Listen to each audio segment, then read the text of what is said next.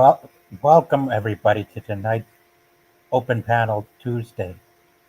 Tonight we're going to be discussing characters Wolverine and Deadpool, everything about them, and everything and everyone in their world, within their world of the Marvel Universe, or X-Men brand to be exact. Now, if anyone is here who knows a lot or has enjoyed the movie, please feel free to enter the stream link I posted here in the chats. I'll be sure to start as soon as I can. Now, before we begin, I've known Hugh Jackman since the 2000s, back when he played Wolverine in the first three films, before he reprised his role as the iconic X-Men character in X-Men Origins Wolverine. And my God, has he nailed it or what? Man, I tell you, Hugh Jackman is a major badass, I can assure you. Yeah, it's quite not as simple as it looks tonight, folks. I'm kind of, well, it's not. I'm kind of running solo for now until someone is looking to join. Anyway, let's get started. Until everyone is, until I have enough people on board. Well, let's get to it. Here we are. Wolverine, the most popular and most iconic character within the X-Men universe of the Marvel IP. He is born Canadian, infused, gifted with razor-sharp claws and regenerative healing and longevity, and who's been a partially participant in many of these wars since the start. Well, let's go, might as well pay a trip. Might as well go to the Wiki site to study more of this IP. Then stand by, folks. Let me bring it on. Hang on. Let's get this started. Time to let's bring up this page right now. And here we go. Wolverine, real name James Howlett, aka Logan. Yeah, Logan. Cursed with a berserker fury, the violent mutant known as Wolverine has a reputation of both as an outstanding superhero and as a lethal killer. Born as James Howlett to a Canadian family at the end of the 19th century, he was forced to abandon his family after the tragic manifestation of his bestial abilities, keenly enhanced senses, and bone claws in each hand. Adopting the name Logan, he wandered the world, living a long life filled with blood, war, and betrayal, having Vile Sabretooth as his arch-enemy, and the Japanese warrior Ogun as his sensei. Unfortunately, by acting as a lone wolf, Logan was an unwitting subject of the Weapon X program,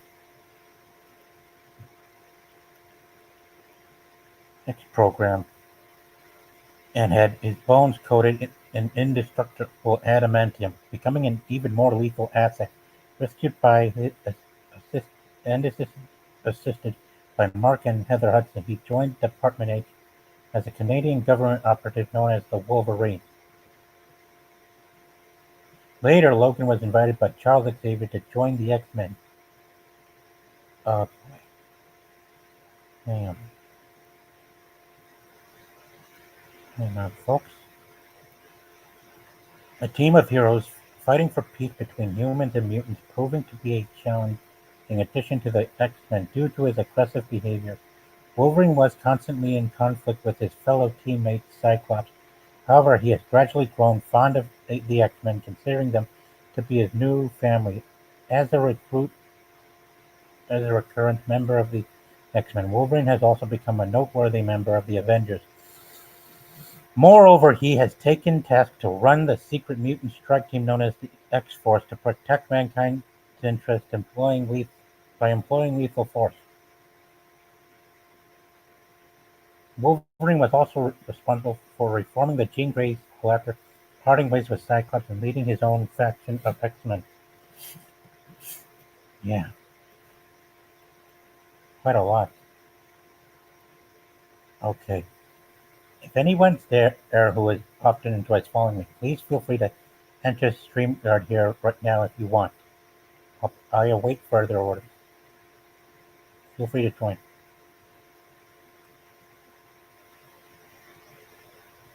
When all mankind was granted asylum by Professor Xavier on the mutant exclusive nation of Krakoa, Wolverine was one of the first of its residents.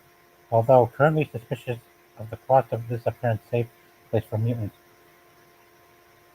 Wolverine still works as the field leader of X-Force, which evolved as an intelligence organization in charge of special operations to counterattack assaults against Krakoa.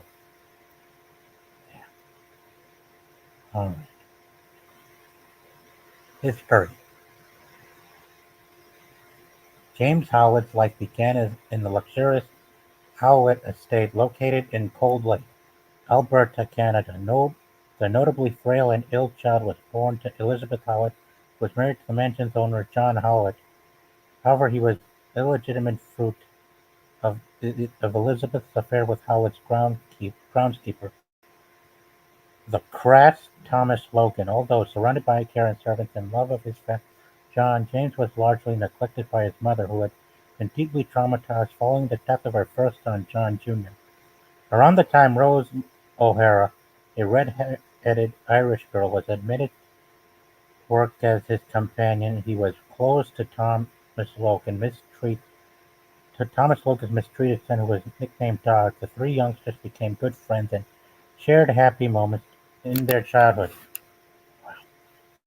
Yeah, kind of like you saw between Logan and Victor Creed from Origins Wolverine. Unfortunately, as they came of age, the abuse inflicted upon Dog by his father wrapped his mind. He made unwanted advances towards Rose, which James reported to his father.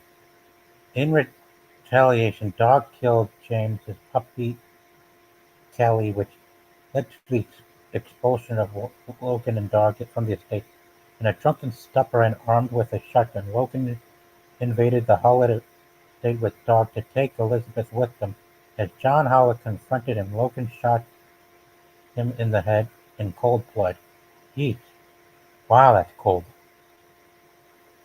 James entered the room when the murder occurred. Hang on. Nothing in the private. Hang on. God help me.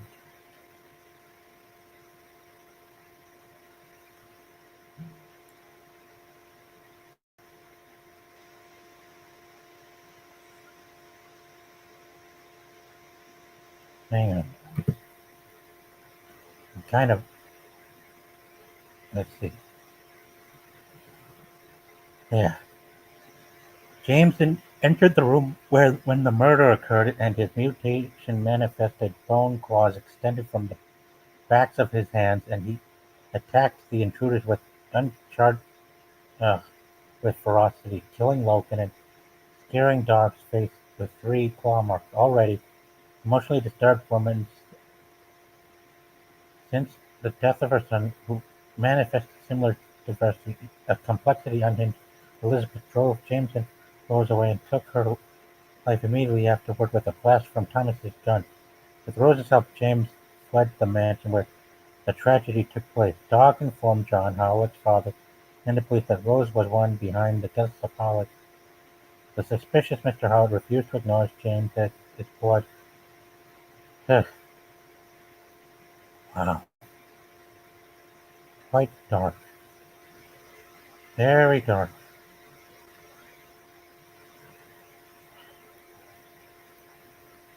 Boy.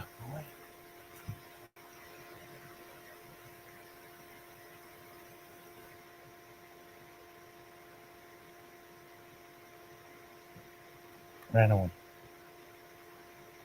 Rose and the virtually amnestic Logan through wandered to the Yukon Territories in Canada, taking refuge in a British Columbia stone quarry. Under the guise of being cousins in order to hide his identity, Rose re- rebaptized James with the name of Logan. As time went, James Howlett rejected his origins and fully took upon the identity of Logan as a gloomy hunter. He had problems with the camp's cook, Malone, but found support from the foreman Smitty. Soon, with Smitty's incentive, Logan became one of the most respected men by the miners for his hard work. Eventually, he secretly gained the nickname Wolverine due to his animalistic way of work. Simultaneously to his life as a miner during the day, Logan communed with the local wildlife and the bestial aspects of his soul at night. Uh, As time passed, Logan's powers grew. He became stronger. His healing factor slowly removed the traumatic memories of his childhood. He accepted his feral nature and he started to hunt with a pack of wolves. During this periodical period, Logan developed strong feelings for Rose, but he could not act on them for the sake of their guides as cousins. Smitty, who had mentioned Logan all these years, had also grown close to Rose, and the two eventually fell in love and became engaged, much to the scorn and surprise of Logan, who later accepted the situation for the sake of Rose's happiness. However, as Logan accepted Rose's decision to make sure they both and Smitty could leave them, someone from Logan's past came back looking for revenge. Dog. Dog attacked Logan as he started to beat him up in front of Rose, but in the midst of the conflict, Logan finally remembered who Dog was and what happened on the night his father was killed. He then defeated Dog and was about to kill him with his claws. Rose tried to stop Logan, but she accidentally fell and was impaled on his claws, which killed her. Oh boy. Rose tried to stop Logan, but shocked by what happened, Logan's mind shut down and he to abandon the civilized world and live with the wolves. Jeez. Wow. Yeah, it feels I know how it feels to be lonely. It was supposedly around this time that Romulus, a supposed immortal being who used and manipulated the members of the Hudson Line, Logan's mother, decides to take an interest in Logan.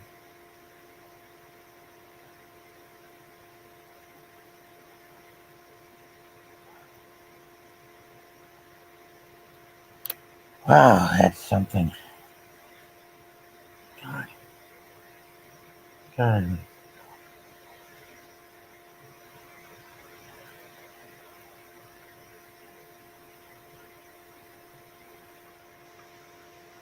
All right. Now to start the next one.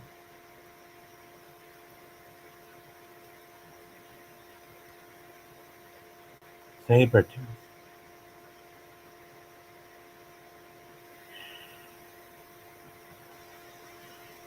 Sabretooth. Origin. When Victor Creed's mutations first manifested, he accidentally killed his brother over a piece of pie.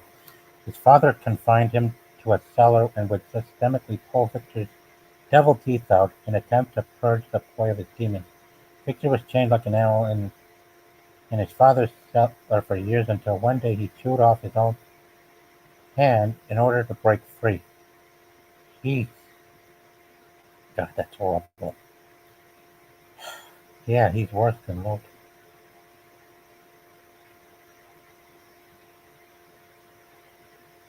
Subsin- subsin- Subsequently murdering his father. Although he would later claim to have killed his mother as well, he actually spared her and made sure she lived a comfortable life until she was diagnosed with cancer and confined to the hospital where she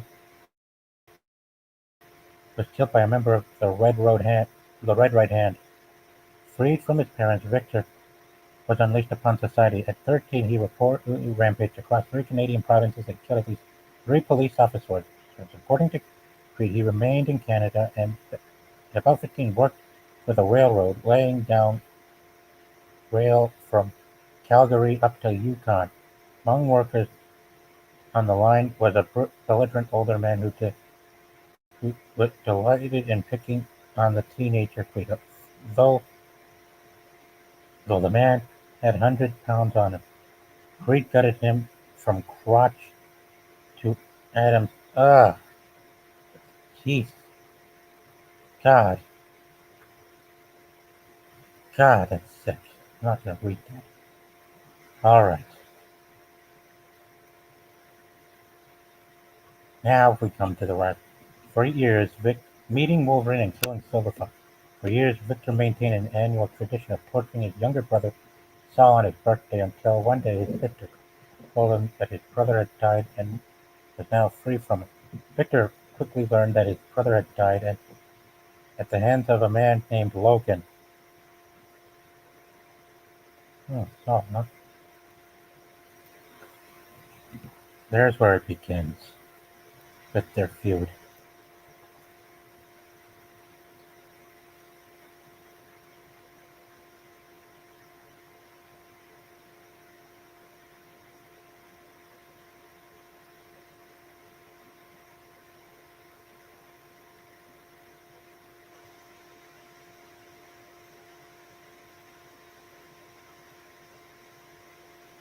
He then decided to get his revenge against his brother Taylor and went after him. In 1909, he discovered that a serial killer had killed three people in as many months. After finding an unconscious Logan in the middle of a crime, Victor believed that Logan was the mysterious police were after. Before police arrived, Victor snatched unconscious Logan from the crime scene and took him to Croft Institute in Westchester County, where he was working as Nathaniel Essex assistant, Mr. Sinister. Really? Ah! Hey guys, glad you could come and join me in the chat. Yeah, thanks thanks for stopping by. It, and you can see the wrench. That's proof that I've made you mods too. Thank you. Also, just in case. Now, let's get back. Before, yeah, this is interesting. That helps with my heart. Before the police arrived, Victor snatched an yeah, let's get Essex lobotomized Logan, which put him into a comatose state. He then proceeded to cut Logan's left arm while Victor looked on in delight. One of the doctors, Claudia Russell, was able to free Logan and tried to help him escape, but on their way, the duo was confronted by Victor. Yeah, before Victor, yeah, Victor threw Logan away and confronted Claudia, but Logan's healing factor kicked in and started to heal his brain, awakening him from his comatose state. Logan thrust his claws into Victor's hand through his lower jaw, but Victor was able to throw him aside once again. Wow, man, that's sick. Man, that's really hardcore stuff. Knowing that Logan had no chance against Victor in his condition, Claudia begged him to escape while Victor was injured. Yeah, quite interesting. Despite still being in a feral state because of his brain injury, Logan understood and agreed to escape. Before Victor could go after Logan, Claudia revealed to him that Logan was not responsible for the murders in which happened during a full moon. She was actually the killer, but had committed murders by accident. She then transformed into a werewolf and attacked the injured Victor. Wow, who would have thought? A werewolf mutant. Huh. Victor was saved by Essex, resulting in Claudia's capture. Victor and Essex later experimented on Claudia and killed her. Wow, that's cool. In the following years, Victor, now known as Sabretooth, supposedly joined the organization of the mysterious Romulus and moved to Tokyo, Japan, where he murdered several women. Wow, man, that's dark. Ah, Sabretooth, yeah.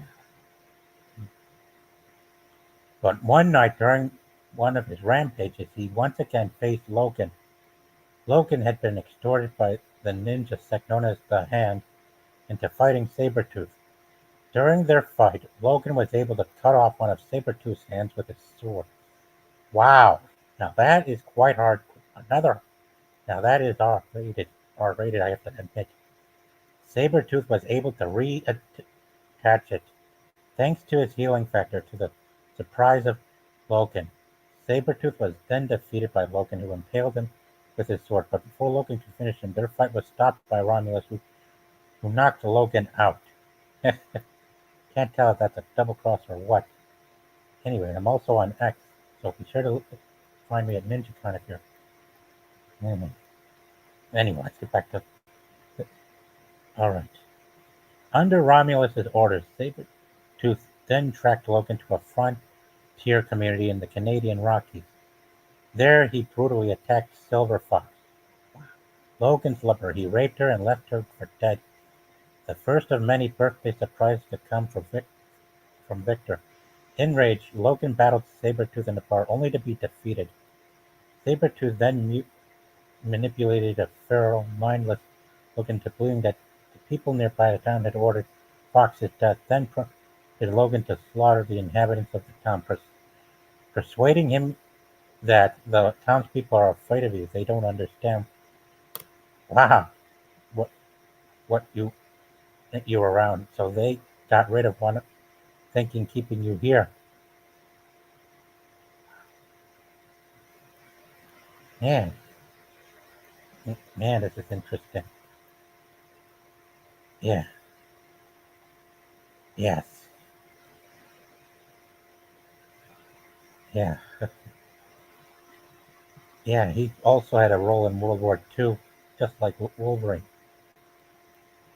Yeah, kind of like Wolverine. Now let's subtract.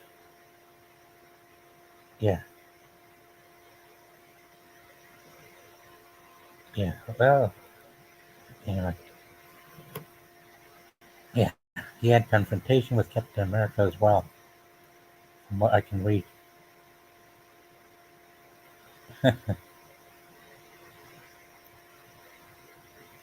Wow. And he sure is something. Also, Team X. Yeah, I've heard of this thing. Yeah, I've heard of Team X. Yeah, kind of. Yeah, sometime during the mid. Oh, excuse me, guys. I had something freezing up my screen here. Hang on. Have to excuse me, folks. StreamYard can be full of surprises. Hang on. Something is. Oh boy, I'm deeply sorry, folks. My screen can seem to. Oh, hang on. Let me just. Hang on. Let's look at this up. I'll have to study Team X. Hang on. Let's try this again. This up.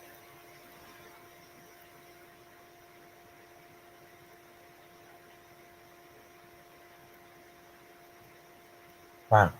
You have to excuse me, folks. Seem to be facing a lot of difficulty here tonight. Oh boy. Really something.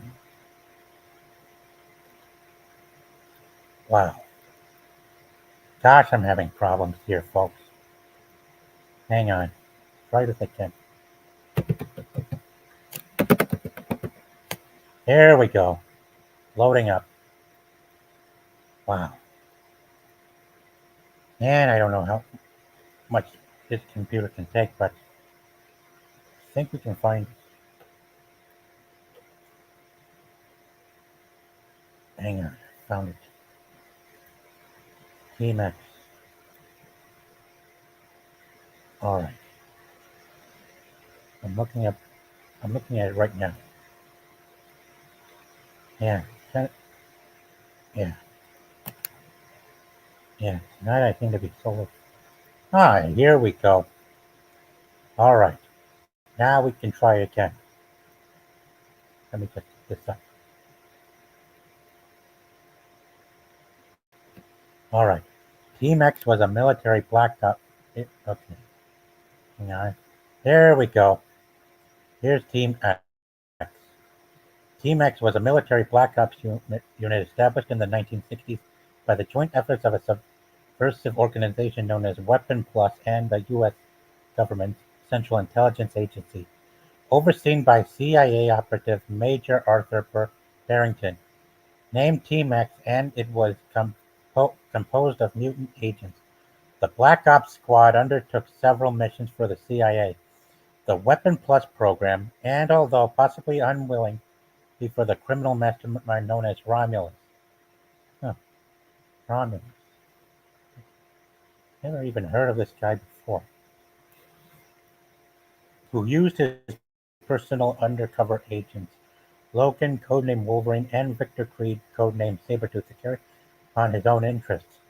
Other team members included CIA operatives David North, codenamed Maverick, who we all know from the movie, and John Wraith, codenamed Crystal.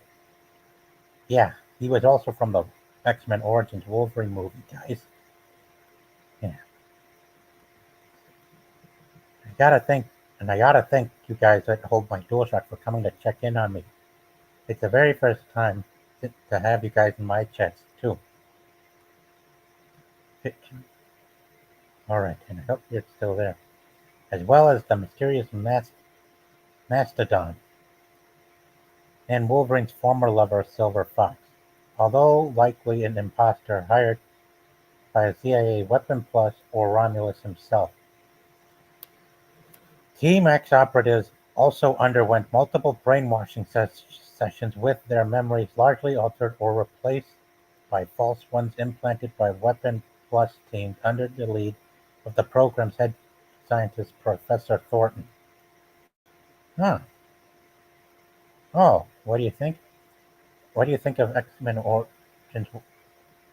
Well, I found it quite interesting. And don't get me wrong, I've seen plenty of controversy in that movie, guys. With where if you're from, I know there's some of that.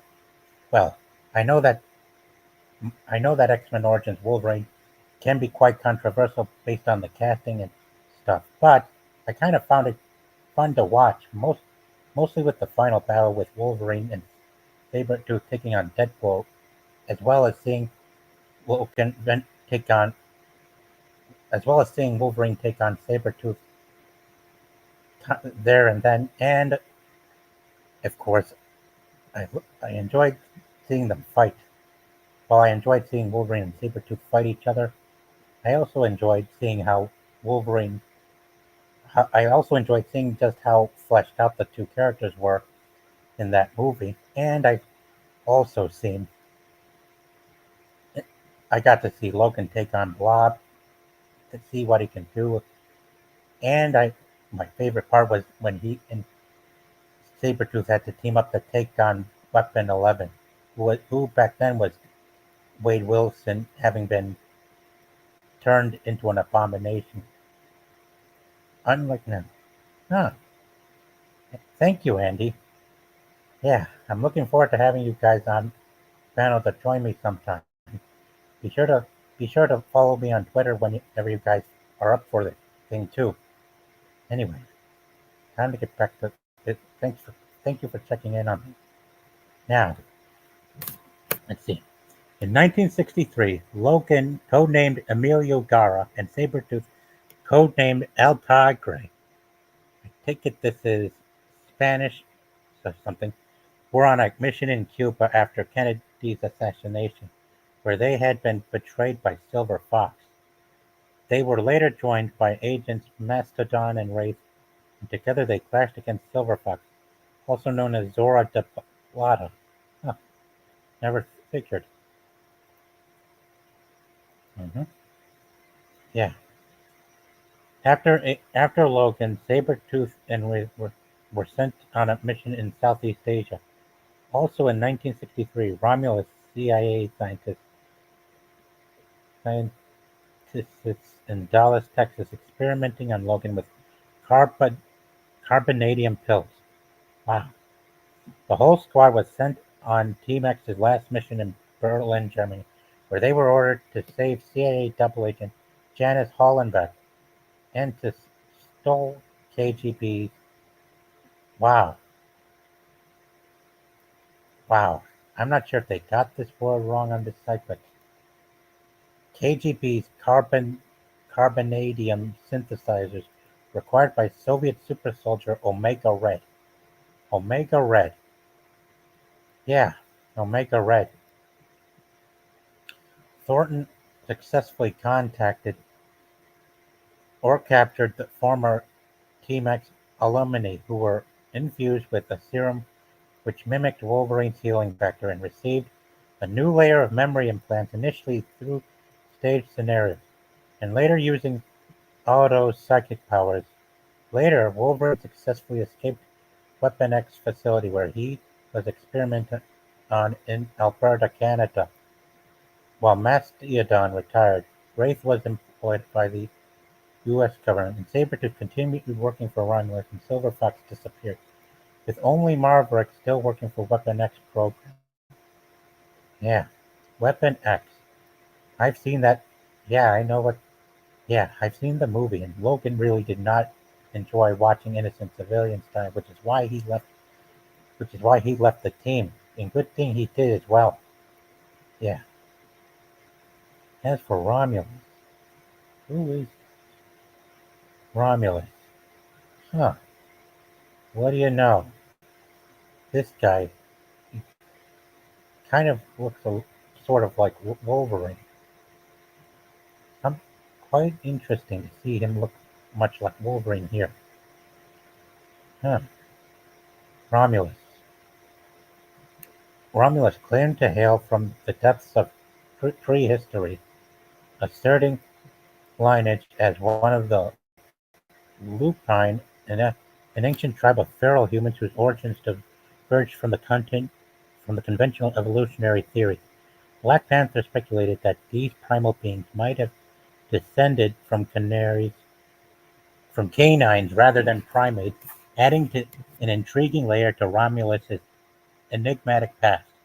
Leading an army of Lupine, he embarked on a relentless campaign of conquest, subjugating numerous neighboring human tribes and ruthless efficiency.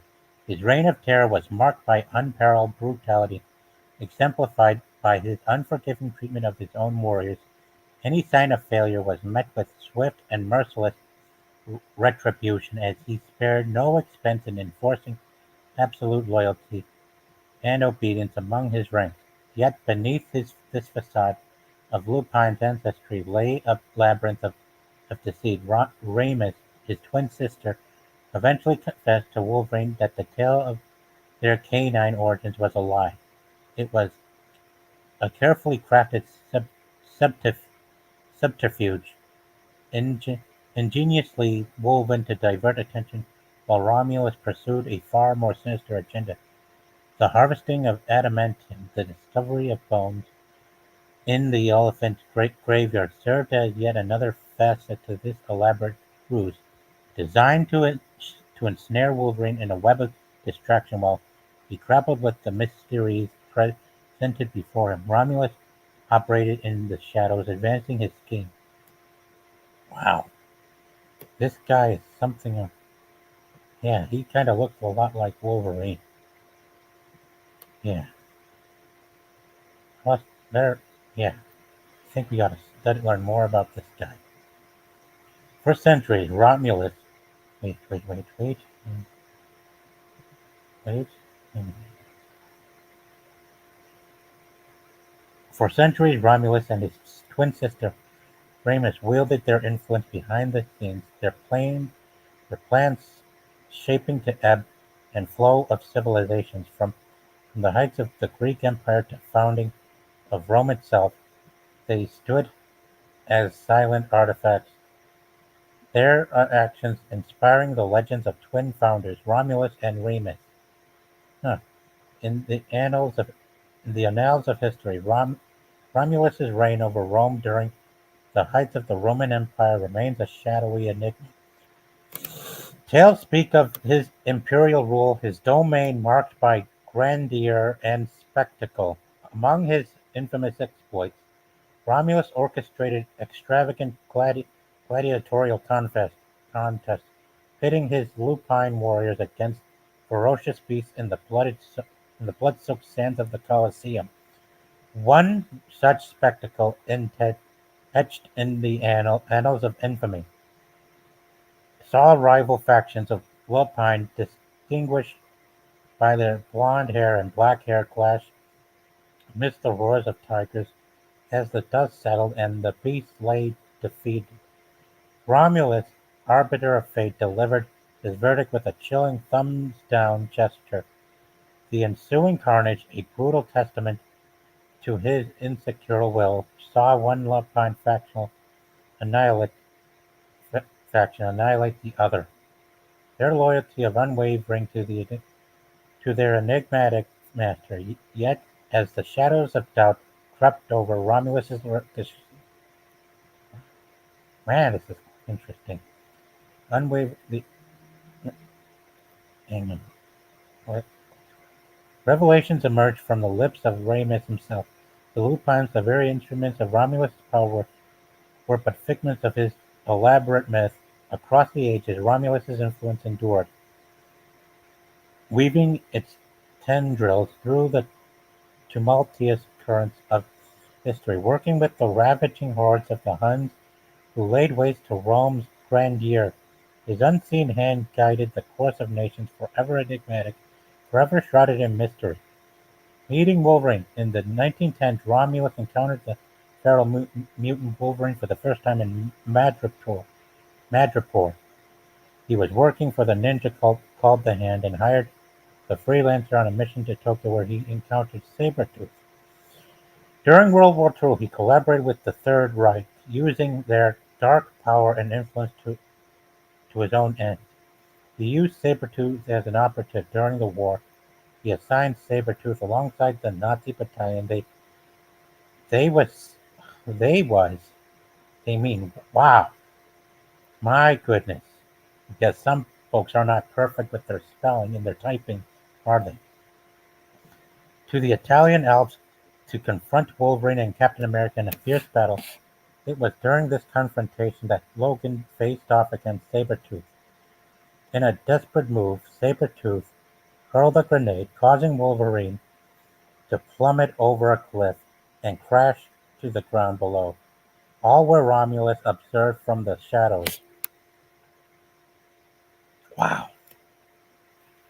Excuse me, I'm going to take a drink.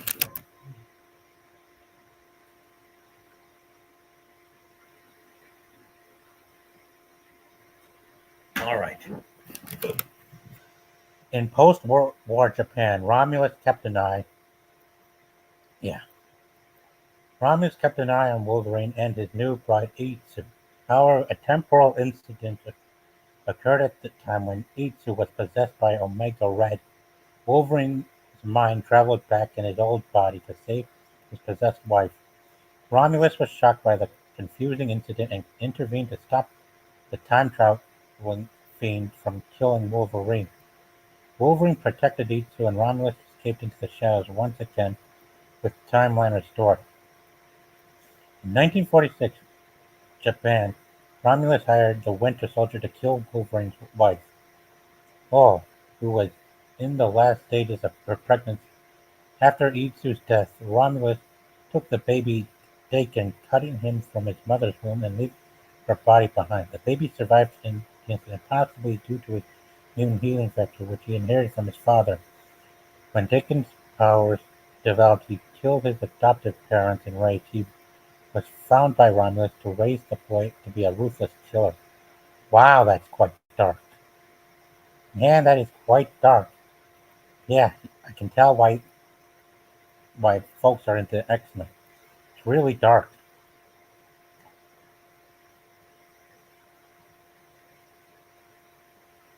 He taught the boys that he was different and that the humans would fear him.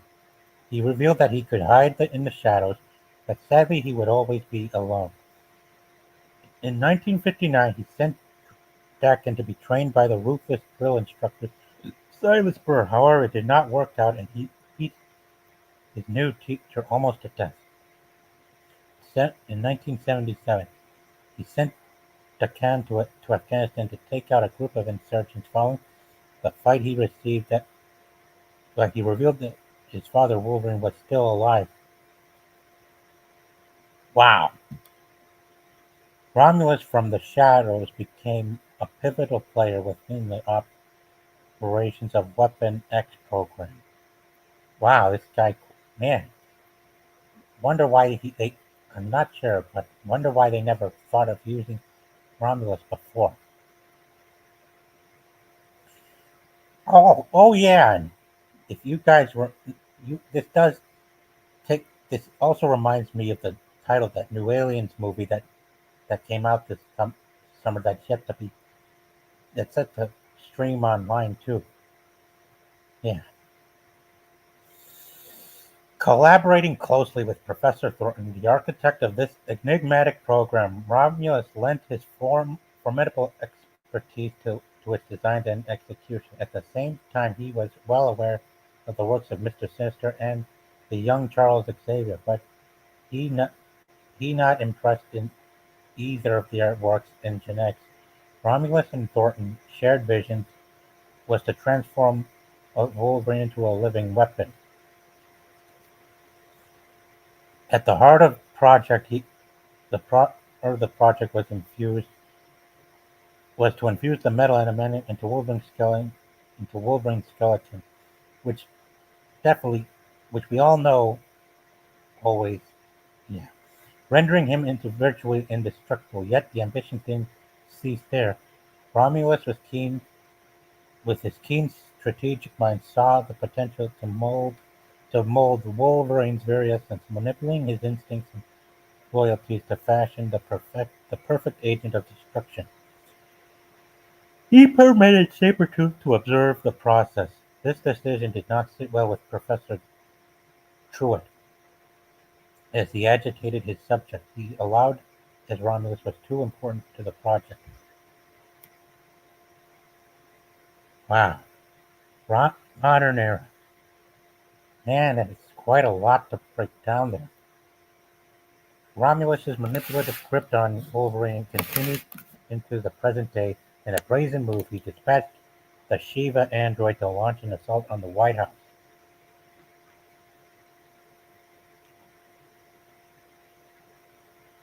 plunging Wolverine into a chaotic confrontation at the critical juncture during his memory recovery. Despite the haze of fragmented recollections clouding his mind, Wolverine's instincts and prowess were undiminished. With a swift and decisive stroke of the Muramasa blade, he cleaved Shiva entwined, halting its rampage in a single devastating blow. You know.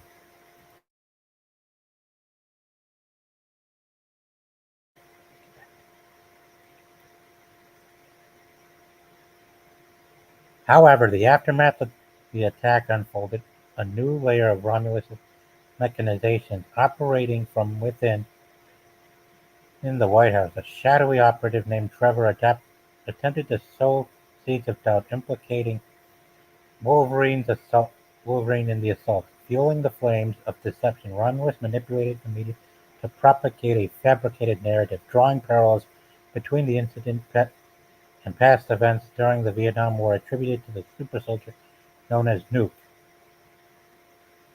Upon learning of the distorted reports, Wolverine embarked on a journey to confront the ghosts of his past, driven by a potent mix of determination and a thirst for truth.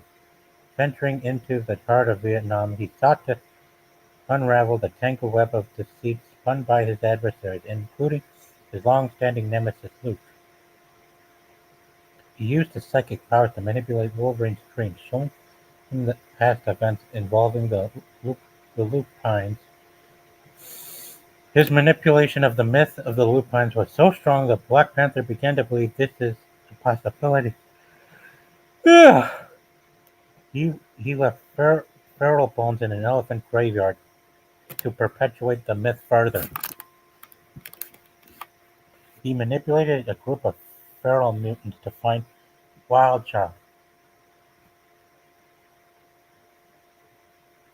recruiting Wolverine to find him at the Weapons X facility.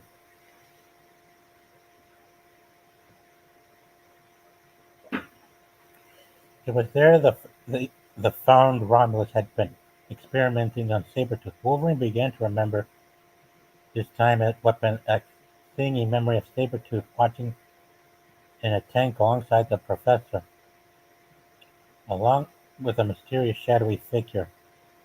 It was then Wolverine remembered his name, Romulus. After being attacked by Sabretooth, Wildchild revealed the truth about Romulus and his manipulations of Wolverine and the others. Yeah. Weapon Weapon 11. Nick Fury revealed to Wolverine that Romulus had been manipulating people from his family's bloodline for centuries, and that he planned for Dakin to become the next generation Weapon X. This was achieved through the Tankerer, you know, one of Spider-Man's enemies, who bonded the metal from the Muramasa blade to Dakin's inner claws. Da- Dakin hinted that he complied with the process because of his own agenda. Now, that is quite wow. Man, that'd be cool to see if man, I tell you guys, it'd be cool if they get this guy to confront Wolverine in live action. Yeah, that'd be real cool. Wolverine decided it was now time to put an end to Romulus' plans once and for all. He embarked on a mission to hunt down Romulus' trusted lieutenant, Victor Hudson. Intending to locate him, however, both Romulus and Victor outsmarted Loeb, luring him into a Russian penitentiary where the formidable Omega Red lay in wait. Despite the odds, Logan emerged victorious in their confrontation,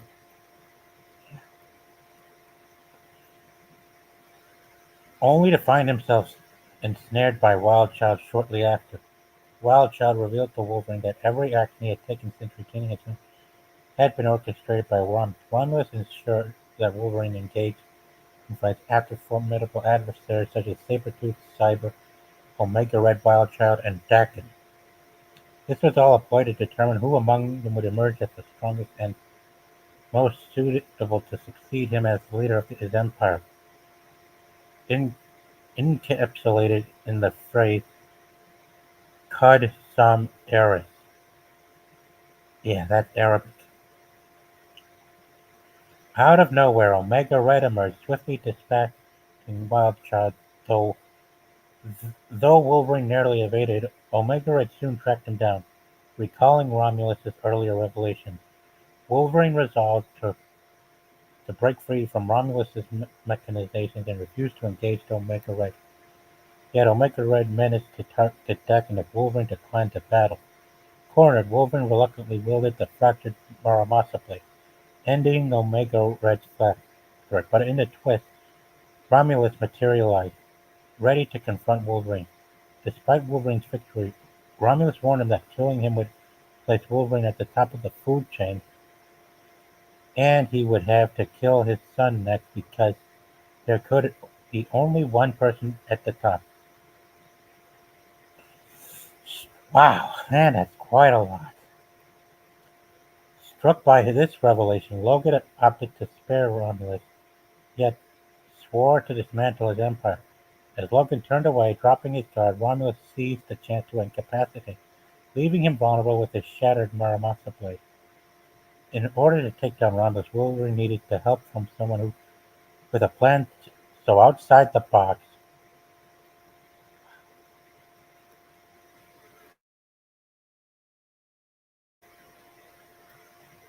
that nobody, not even Romulus, could figure out, and that someone was Deadpool.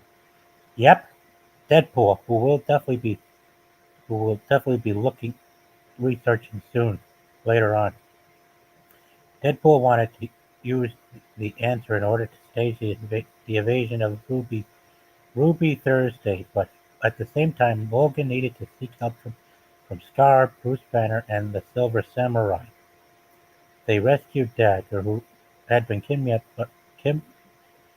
Kim, who had been kidnapped by Romulus and Victor Hudson, and he killed Victor. Once done, Deadpool's plan put into motion, and after witnessing Ruby's evasion and confused Romulus, tried to blackmail her in order to learn what she knew. Naturally, Ruby betrayed Wolverine and his team and revealed everything she knew, which was part of Deadpool's plan. Once done and Romulus fooled, she was then quickly sent back to the raft by Cloak. Thanks to his misdirection, Logan was able to lure Dagon out of the shadows and staged his son's death, which confused Romulus even more. Once Romulus was out of the shadows, Wolverine was then betrayed by Dagon again, who decided to ally himself with Romulus against Logan and Scar. After the battle, both Romulus and Dagon escaped, as Dagon revealed to Romulus that he wanted to kill him and take his place. Unknown to Dagon, his betrayal was also part of Logan's plan. As he was about to strike Romulus with his Muramasa claws, was teleported away by Cloak. Romulus was transported by Cloak near Holland Estate. In here, Wolverine slashed Romulus with the Muramasa blade, but didn't kill him. Instead, he made sure Romulus would be trapped in the Dark Force dimension forever. Wow. Man, oh man, it's just, wow. Romulus. God, that's something. And that's quite a monster, quite a giant, I'd say. God, who knew this guy was? Man, that'd be interesting if there was a sequel. If there really is a sequel to Deadpool and Wolverine, Romulus would definitely be the guy. Return of Romulus. Romulus kept a collection of clones of Sabretooth as a backup plan. One of the clones kidnapped Dagger in order to force Cloak to open a portal to the Dark Force dimension and free Romulus. Wolverine decided to investigate. During his investigation, Logan discovered that the Sabretooth he beheaded wasn't the real deal, but just a clone created by Romulus. But soon as Logan learned the truth, he was attacked by the real Victor Creed and several clones of him. After surviving his encounter with Sabretooth and his clones, Logan met Remus, revealing she was Romulus' sister. Logan also learned that Romulus lied to him. There never was a lupine race. As Remus confirmed, it was just a bunch of lies. After several encounters with Romulus, Wolverine managed to rescue Dagger and tracked Romulus to his fortress in Italy, where he discovered that his foe had gotten his bones laced with adamantium, with 4 adamantium claws impaled in each of his forearms.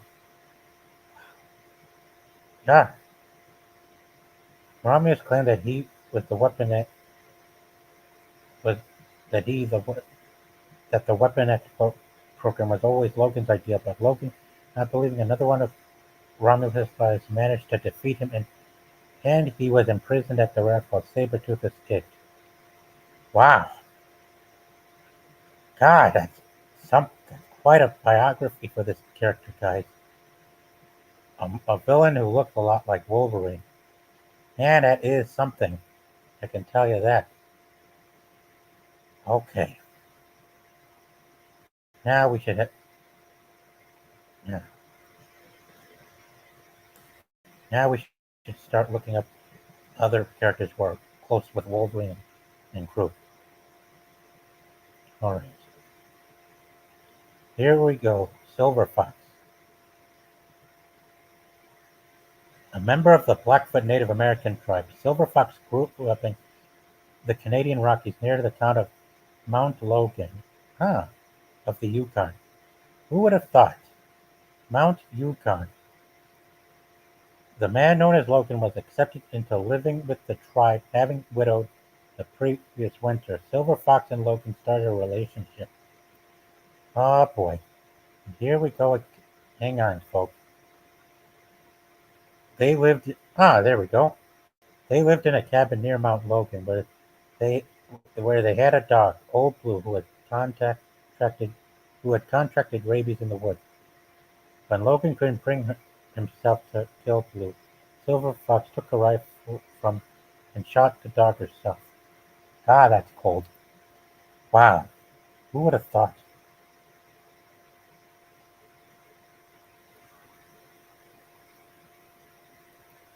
One day, Silver Fox arrived in Mount Logan alone just in time to see her lover fighting against several men outside the bar.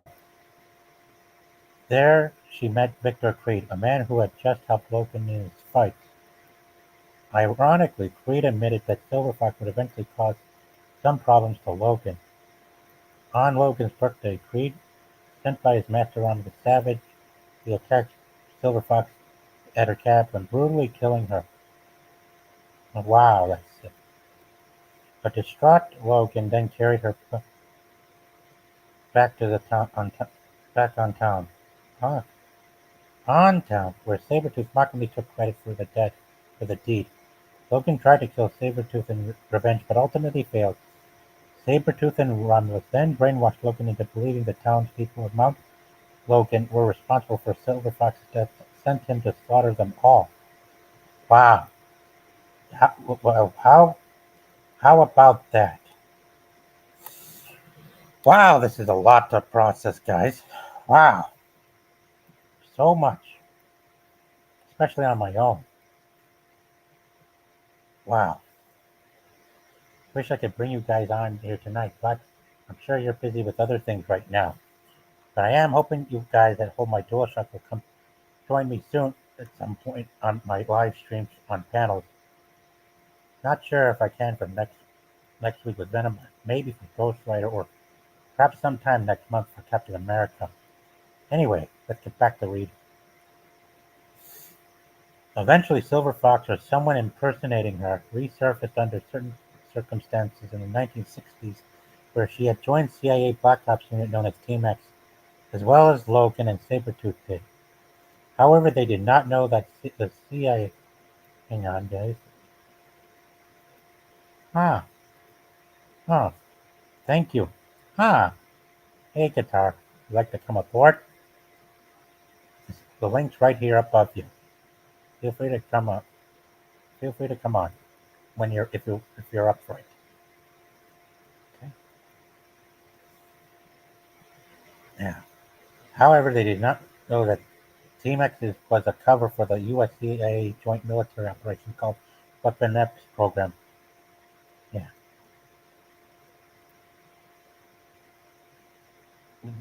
At Weapon X, Silver Fox and other team members were implanted false memories with the help of cinematographic sets and other technologies provided by Romulus.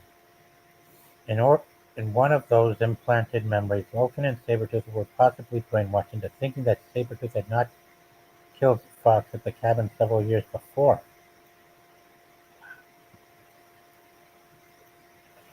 After Weapon X's memory treatment, Silver Fox began remembering that Logan had previously left her at the prom. Wow!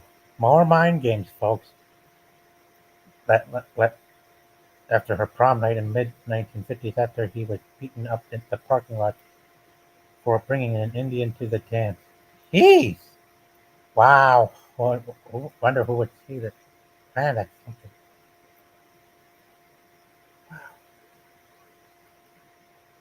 In 1960, wow, hang on.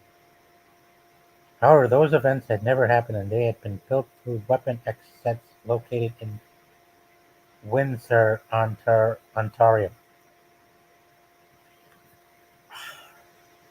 Thinking Logan had rejected her at the prom night, Silver Fox betrayed Team X during a mission to Palma, Sororo, Cuba. In 1963, immediately after Kennedy's assassination, joining the Cuban revolutionaries, at that point, Weapon X completely lost her trail. Indeed, they have. Since they wanted to remove the traitor Silver Fox from the subject's memory, Weapon X program had criminal mastermind Aldo Ferro craft newly imprinted memories that mimicked the original events of Silver Fox's death. This time, Ferro included a reference of Sabretooth being Logan's father. Oh my god, that's crazy. Wow. Man, I need to get some help. Hang on. Hand is something, guys. Wow.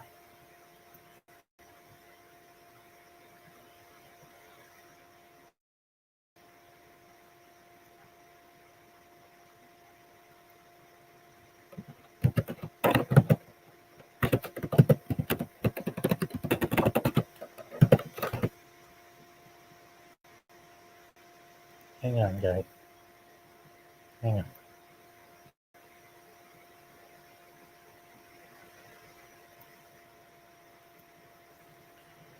and possibly that he killed Silver Fox after she had rejected his advances and knocked out one of his teeth. In the following year, she eventually joined Hydra, becoming one of the organization's leaders. She even monitored and followed Logan's activities throughout the years, searching for vengeance. In modern times, she had become the leader of Manhattan's Hydra, operating behind the scenes to discover the mystery around the U.S. Agricultural Department and its involvement with the CIA and Weapon X. After having discovered that the place where Weapon X crafted all the implanted memories, she followed and killed the professor, the man who was in charge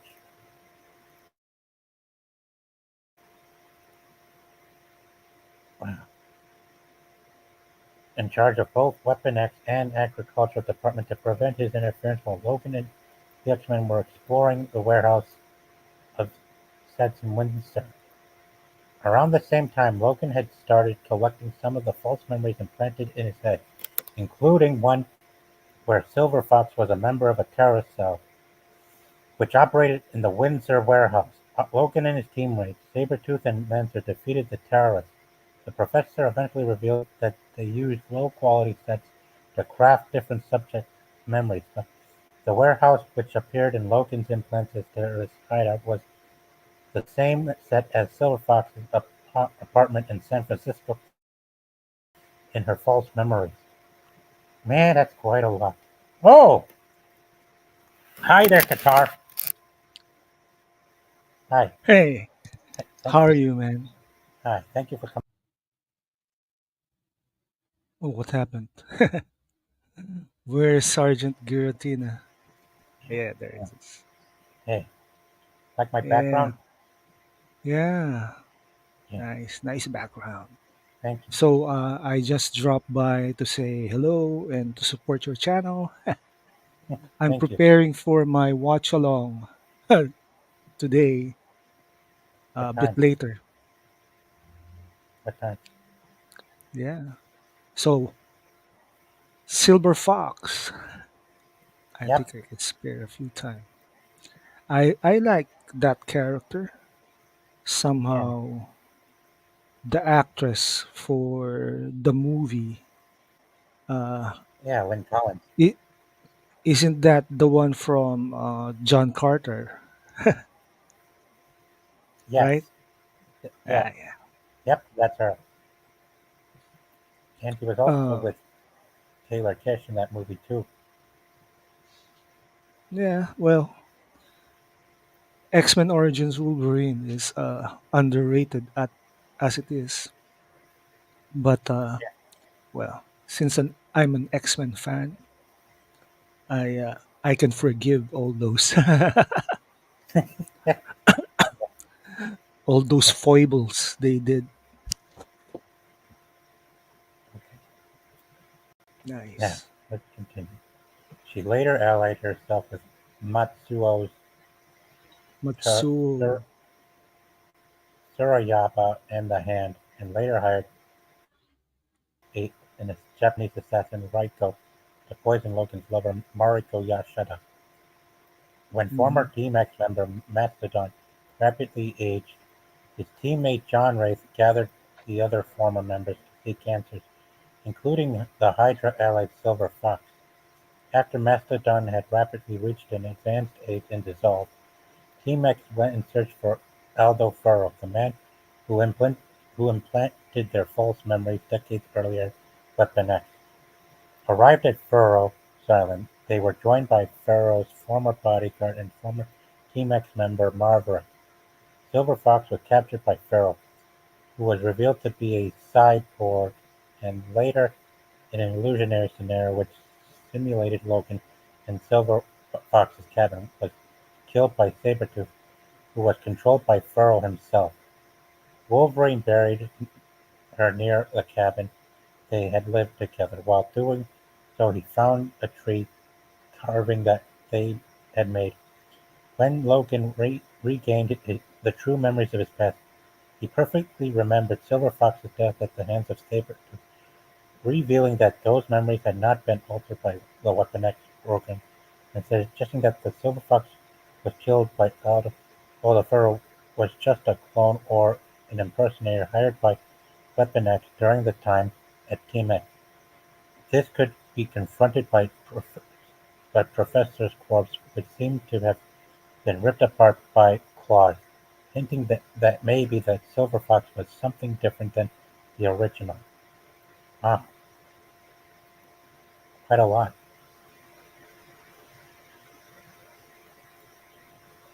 Okay. There's more I'd like to get into with the kit that's close to Wolverine. Mhm.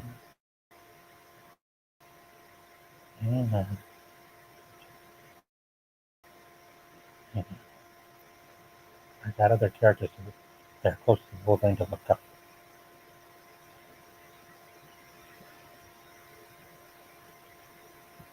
Mhm. Yeah. I, yeah. Here we go. Here we are. Laura Laura Kinney. Kinney. Okay. Yeah, we all know was an article. X-23. Yep, X-23, and her Yeah. current alias goes by the current alias called Talon. Laura Kinney is a mutant artificially created by the facility using Wolverine's DNA to serve as their private assassin. Genesis Sarah Kinney was tasked to lead the project, proposing to create a female subject after 22 failed attempts due to a damaged Y chromosome in the genetic material. Contradicting her superiors, Tiny mixed her own genetic material with Wolverine's and became the surrogate mother to the experiment, giving birth to X-23. In the facility, X-23 was Hmm. forced into a lethally efficient weapon. After being constantly brutalized by her trainer Kimura, however, she met a glimpse of tenderness with Kinney, who at the cost of her own life helped X-23 escape the facility, recognizing her as her daughter Laura. Wishing to put an end to vile weapons like herself, X-23 tracked Wolverine to the X-Mansion to eliminate him. However, Wolverine argued she had been a victim and offered to help her, enrolling her in the Xavier Institute. Since then, X-23 became a respected and valuable player in the mutant community. She was a member of the X-Men training group, part of the Killer Squad X-Force, a student of Avengers Academy, and even joined a couple of X-Men teams. After adopting the name Wolverine in honor of her father, Laura formed a family new with her new-founded sister Gabby. Later she was chosen to enter the Vault with Darwin and Sinch, where they spent hundreds of years gathering information. During this time she developed a romantic relationship with Sinch and eventually sacrificed her freedom to let him escape. After being rescued by Forge, Laura and Sinch were finally reunited, moving together into X-Men tree X-Men's treehouse in New York City. Now, wow, Whoa. yeah, that's That's quite a lot. kind of convoluted. Yeah, yeah. Now for the history. The creation of X-23. When a top-secret program attempted to recreate the original Weapon X experiment that involved the feral mutant Wolverine, they failed to secure a test subject who could survive the bonding process of the virtually unbreakable metal adamantium into their skeleton, seeking to take the project in a new direction. The project's director, Doctor Martin Sutter, recruited renowned mutant genetic doctor Sarah Kinney and tasked her with creating a clone. Using only available genetic sample from Weapon X, which was damaged, they were unable to salvage the Y chromosome after 22 attempts. Ki- Kinney proposed they create a female clone instead, and though her request was initially denied, she still went ahead and produced a variable female embryo using her own genetic material combined with Logan's to complete the process, prompting Suter to reconsider, despite resistance from his protege Dr. Xander Rice, who Sutter had raised after Rice's father had been killed by a beastal Wolverine at At the original X-Men, at the original Weapon X facility, pardon me, Sutter allowed Mhm. Kinney to proceed. As revenge for her insubordination, Rice forced Kinney to act as a surrogate mother for the specimen, and she gave birth to Weapon X to X-23. Raised in captivity, X-23 was trained to be a weapon.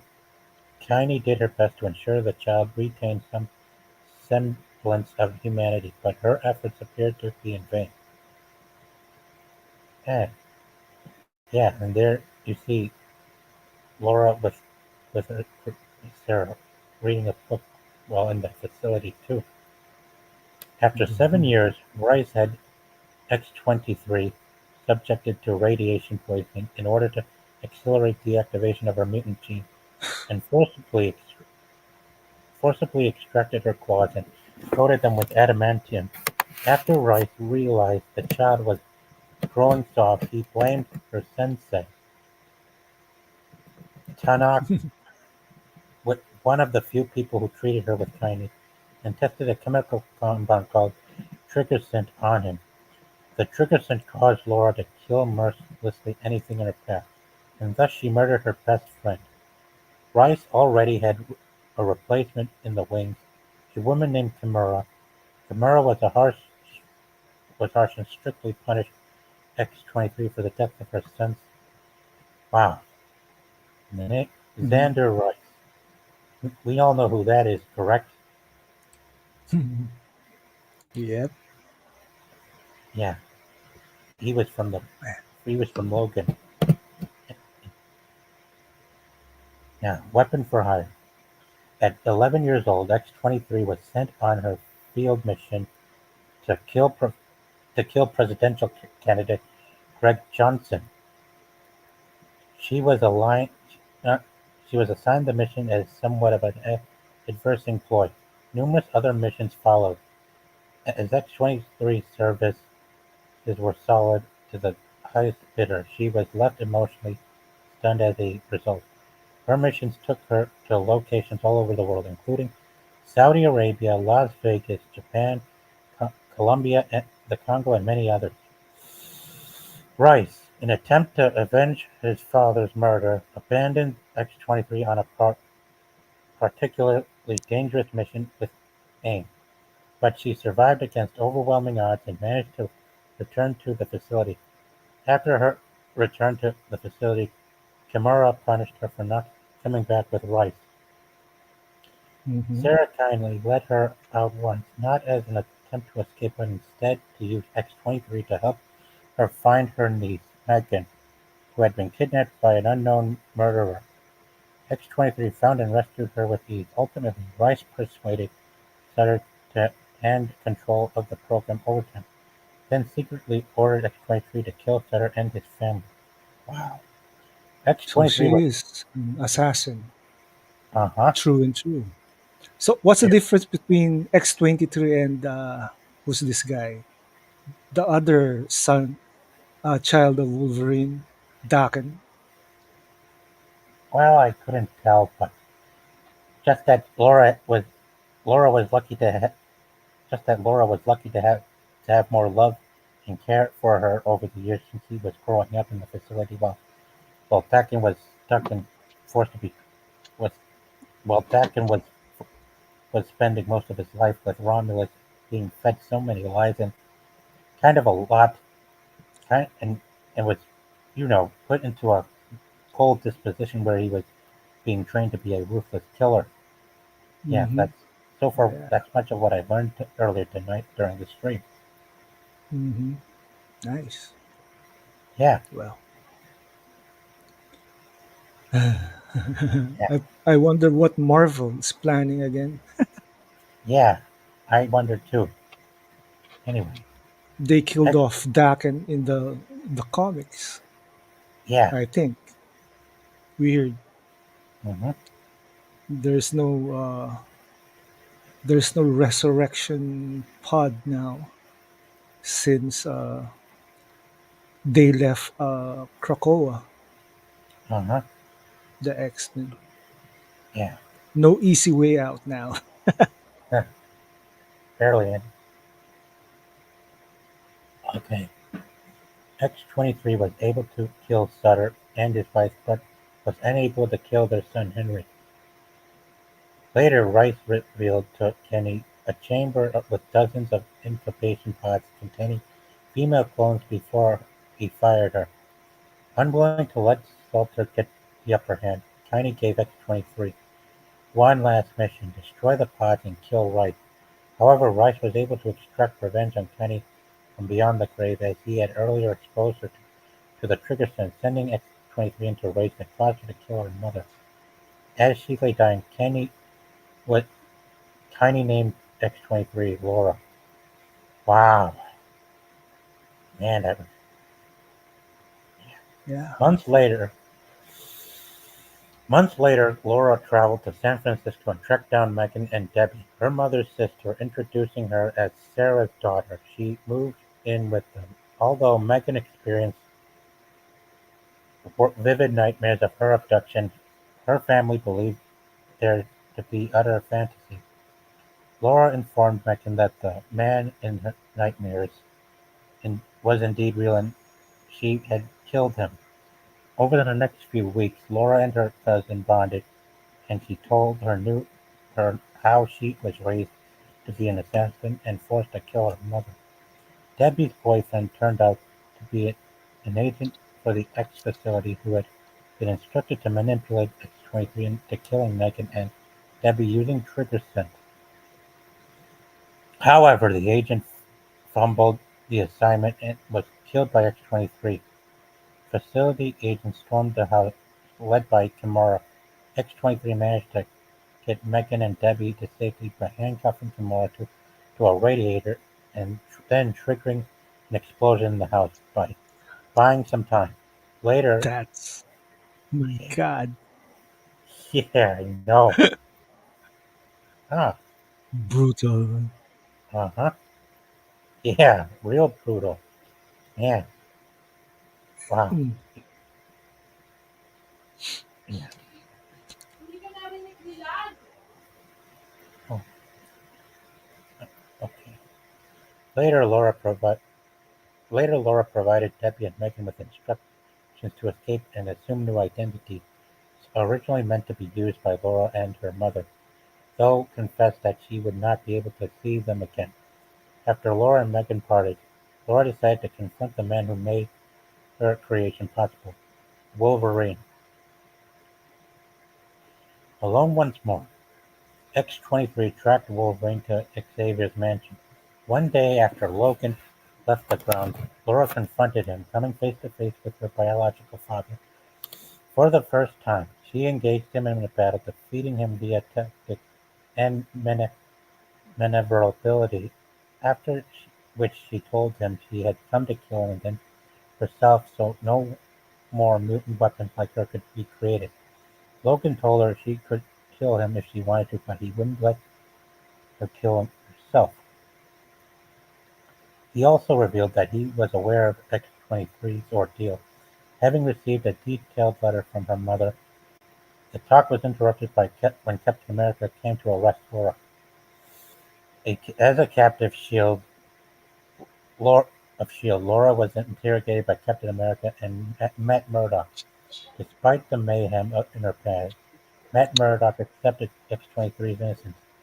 Captain America wanted X-23 to atone for the murders she had committed. However, he ultimately freed X-23 in order to avoid S.H.I.E.L.'s exploitation of her as their own weapon, putting her on the bus to New York City. He also gave her a copy of her mother's letter so she could read it.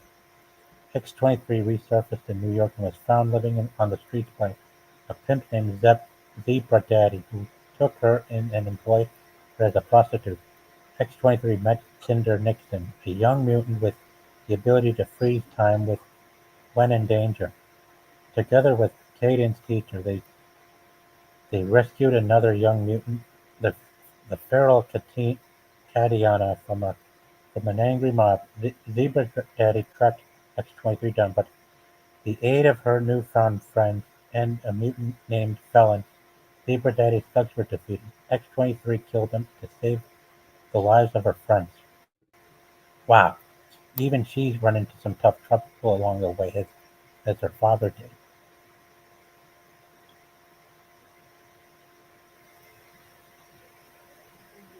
Man, that was intense. Yeah, sure intense guitar.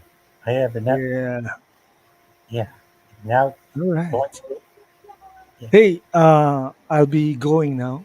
I'll continue to support your channel, and Thank I'll be having my watch along a bit later. you. See you Thank again, man. thank you. Uh, Thanks and good luck. yeah. Thanks. Same here. Excuse, yeah, excuse me. That was thank. That was guitar, folks. Be sure to subscribe to him. Be sure to be sure to subscribe to his channel when he. Be sure to hit. Be sure to go and subscribe to Guitar's channel when you get the chance, folks. For now, well, we will continue in a moment. For now, I need to get a drink of water and something to recatch my breath.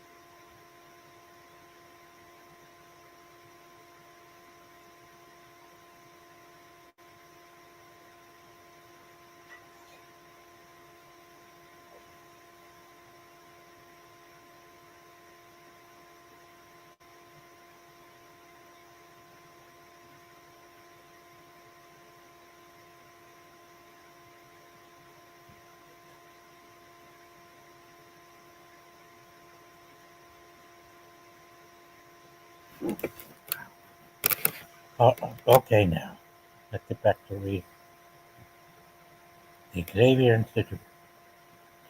X-23 later took a job at the mutant-themed. In, wait, hang on, hold on. Let me get the screen back up.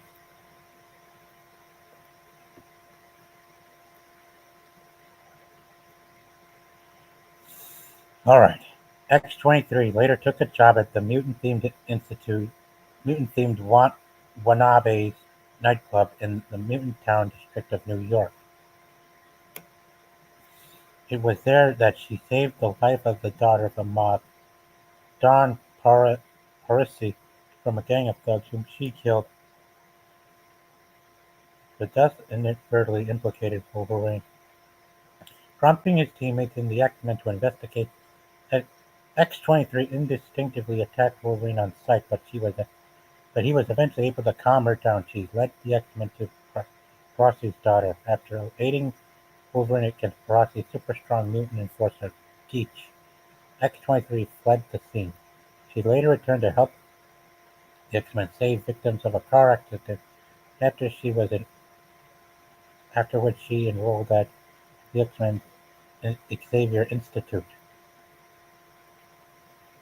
X-23 quickly became protective of Wolverine, attacking his teammate Bishop after he felled Wolverine during a training session. She also took observing Wolverine on the mansion security monitors. During one such viewing, an anomalous energy spike prompted X-23 to investigate. Encountering Encountering Spider-Man at the source of the signal, X-23 initially mistook him for an enemy and attacked.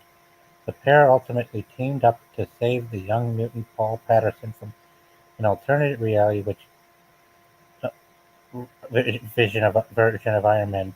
The arrival of Captain America and Black Widow helped to turn the tide. X-23 secretly followed Wolverine on an investigation of strange activity in the Canadian Rockies. Ambushed by the Hawker, evolved Saurians from the Savage Land, X-23 managed to escape and alert the X-Men. Traveling to the Savage Land, X-23 and the X-Men teamed with the landlord Khazar and his circumstantial allies, the Savage Land mutants, to prevent the Haka from destroying human civilization by controlling the weather, manipulating X-Men Storm. Man, that's a lot. Sometime later, X-23 was approached by the Cosmic Unipower in hopes of making specific use of her healing ability. Although she initially resisted its attempts to bond with her, she ultimately agreed to aid it and became Captain Universe for a brief period of time.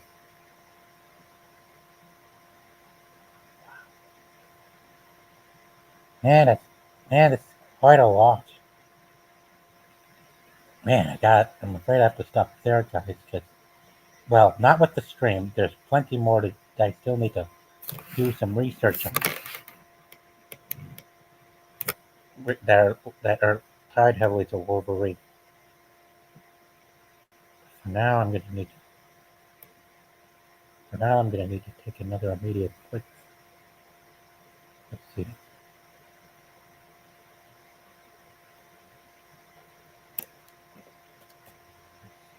Okay, hang on. Hang on, let me get this back up.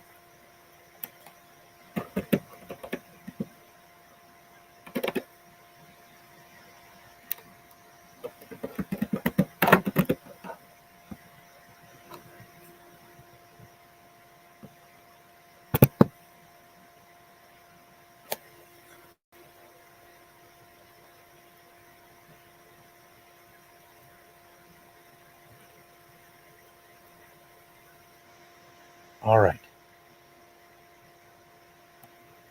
We're, we're going to take a. We're, all right.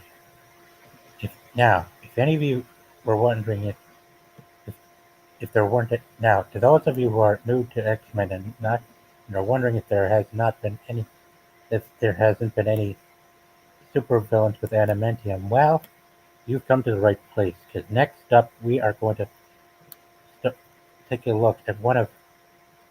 We are going to take a look at one of the X-Men villains who has adamantium infused in her, and she goes by the name Lady Deathstrike, aka Yuriko Oyama.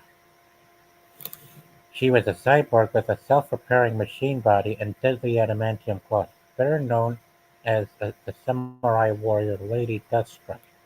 She is the daughter of Lord Darkwind, Kenji, or an insane and abusive Japanese kingpin who invented a process of coat bones with the indestructible adamantium. After putting an end to her father, Oyama became devoted to carry out his legacy by becoming obsessed with the mutant Wolverine who had been unrightfully enhanced with adamantium and disgraced her, fa- her family's honor. To be as lethal as Wolverine, she sacrificed her humanity and made a deal with the exquisite the, the exquisite witch Spiral in order to be transformed into Lady Deathstrike. Huh, Spiral, the mutant who is somewhat of an ally and an assistant to Mojo, if I'm not mistaken. Deathstrike's hate for Wolverine has led her to forge alliances with despicable elements, especially Donald Pierce and his Reavers. She is also closely associated with the mutant-hating militant Reverend William Stryker. Yeah, just like she was from the live-action movie X-Men United, aka X2, where she was played by Kelly Hu and she fought against Wolverine. So, that they got correct, at least. And I did watch well, let's continue. Her activities usually lead her to clash with the mutant group which Wolverine is associated with, the X-Men. Yep, more reluctantly, she became a target of a rebranded Weapon X project which was particularly interested in seizing control of augmented subjects to serve as living weapons. After being rescued by a band of other victims, she joined them in a team who claimed the name Weapon X for themselves. Eventually, the group disbanded after their leader Sabretooth was gone during one last adventure. Alright, we're about to study her. Yuriko Oyama, daughter of Kenji Oyama, former Japanese kamikaze pilot during World War II, whose fate was horribly starred in a failed suicide attack on an American battleship. Considering his survival a disgrace, Oyama dedicated his life to atone for his failure. After setting up home on a private island, getting married, and fathering one daughter named Yuriko and two sons, he became the cruel Dark Lord Darkwind. In a perversive way, Lord Darkwind scarred his children's faces in the very same way he had his face disfigured. Jeez, man, that is cruel. Very cruel. He also had his children privately tutored by Mercy Stryker, wife of an American soldier named William Stryker. For that reason, the Strykers were acquainted with Yuriko since she was born.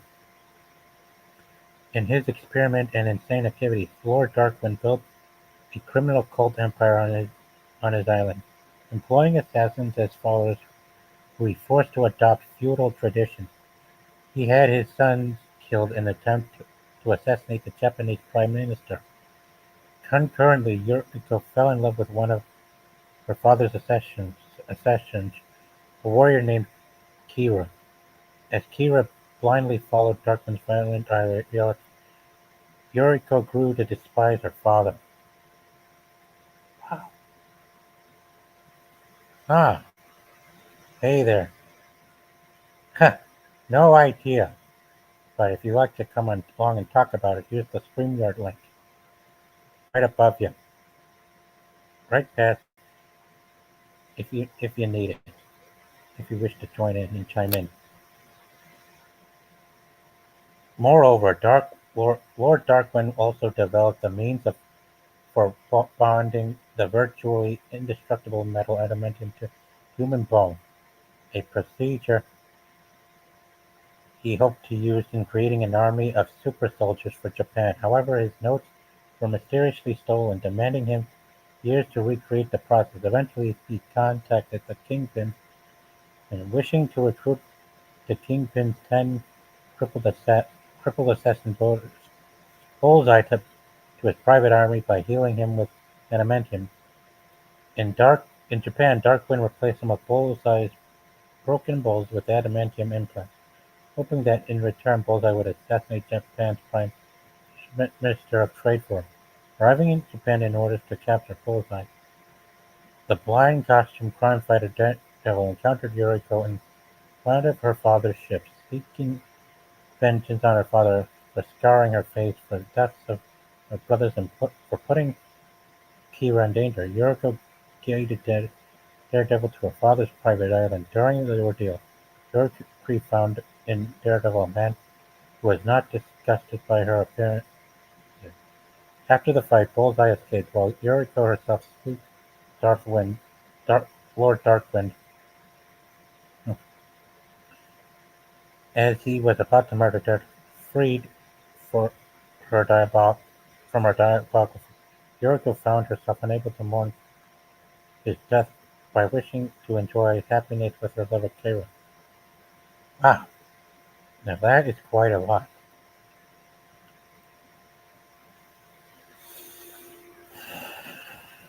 Wow. Lady Deathstrike. Tragically following Daredevil's departure, Kira committed suicide in despair over Dark Lord Lynn's death. The shock of Kira's death radically altered Yuriko's outlook on life as she resolved to carry on her father's legacy. Wow. Yuriko attempted to track down Bullseye, who fled her father's service without repayment. By tracking his adamantium skeleton, she inadvertently located the mutant adventurer Wolverine,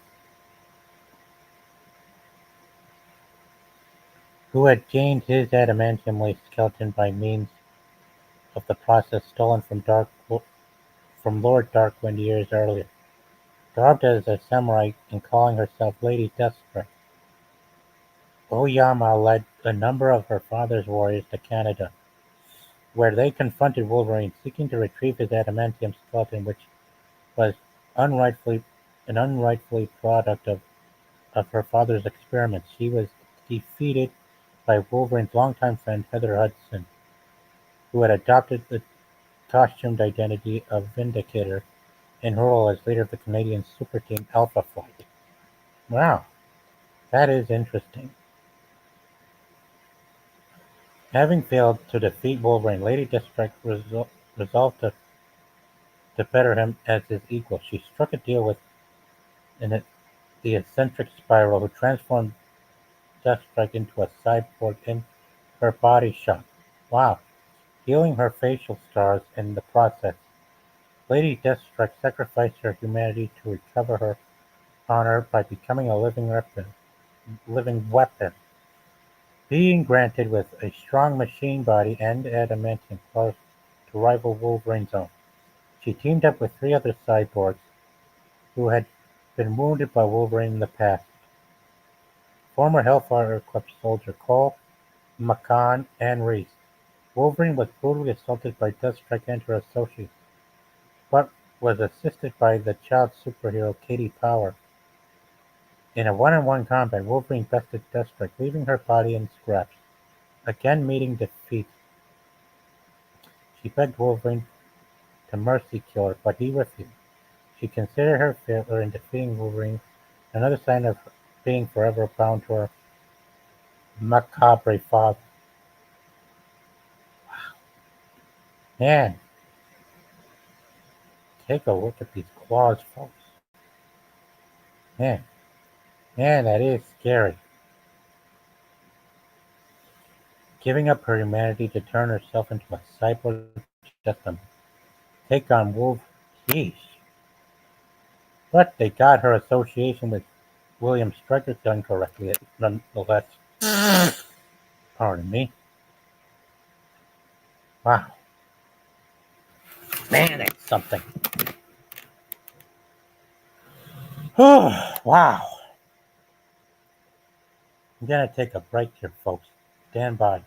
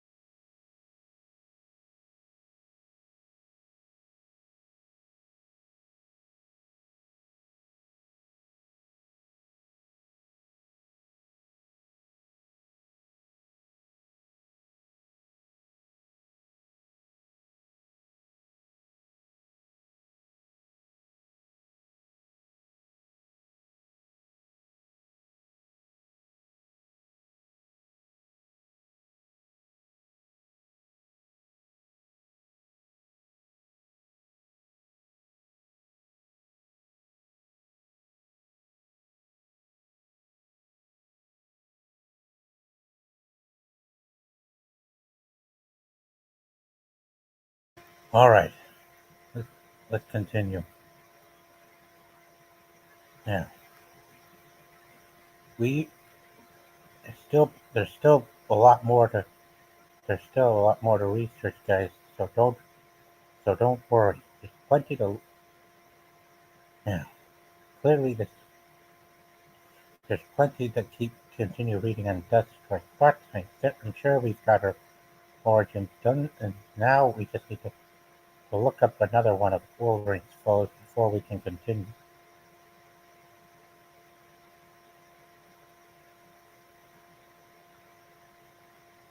Yeah, she was definitely an associate of William Stryker, no doubt about that. So they got it. So Fox Studios got it right in the movies. Yeah, and I seem to have lost my audience. But let's keep this going. Wow,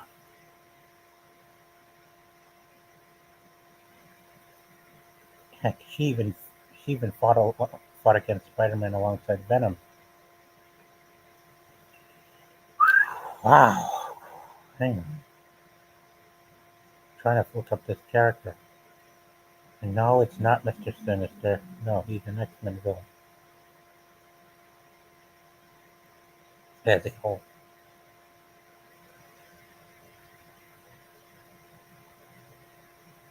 she even fought against Old Man Logan.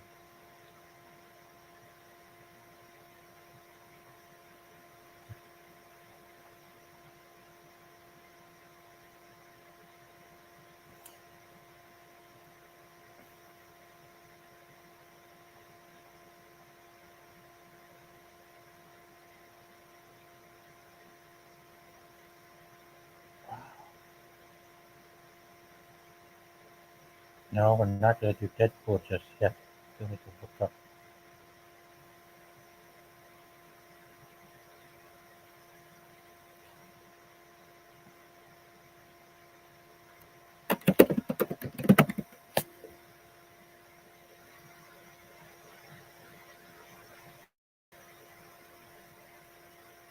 All right, time to go on to our next subject for tonight's topic, guys. And I'm gonna bring him right up. I'm gonna bring this next one right up on screen. Meet Omega Red, a Russian mutant. Yep, Russia. Mute, and much like Deathstroke, he is a mutant cyborg. If you recall all these cybernetic whips he's got inside him, he was supposed to appear in the second Deadpool movie, but sadly they sadly they axed him out of the film, and you can only see deleted scenes of him. Anyways, go back. All right. Ah, there he is. There he is, Omega Red.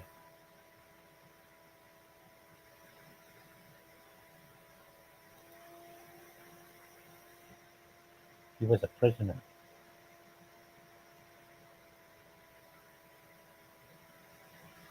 for a Russian mutant supervillain.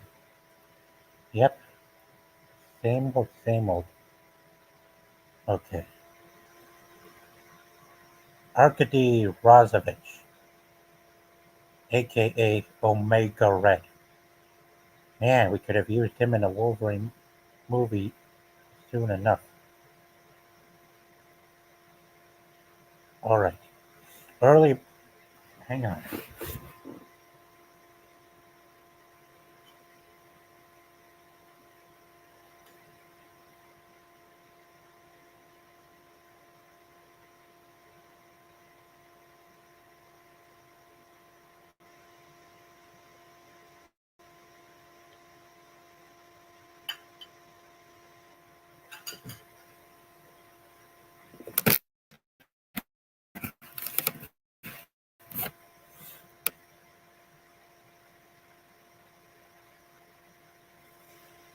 Hailing from emerged into the world as a world, Arkady was a mutant from Russia, hailing into the world hardened by the Soviet Union's grip. Yep, Soviet Union. Ra- raised amidst raised, raised amidst harsh conditions. Even before his mutation surfaced, his parents and his brother Vasily feared him. Arcady's penchant for bloodshed first revealed itself through the mutation of animals and the mysterious vanishing of local beggars. Ultimately, it was Vasily who betrayed Arcady, exposing his dark deeds.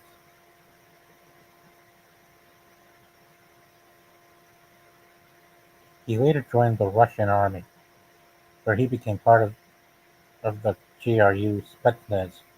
Despite serving in the army, he also continued his crimes. He started to prey on young children. Yeesh. Especially young girls that he kidnapped, raped, and killed. Jeez. Yeah, you wonder why.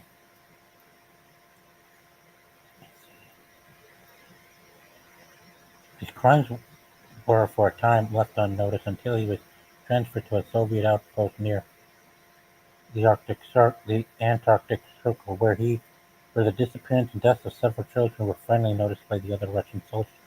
After discovering the atrocious crimes he committed, he was executed by the Red Army, but his latent mutant powers saved him from death, which prompted his superiors to use him for their super soldier program.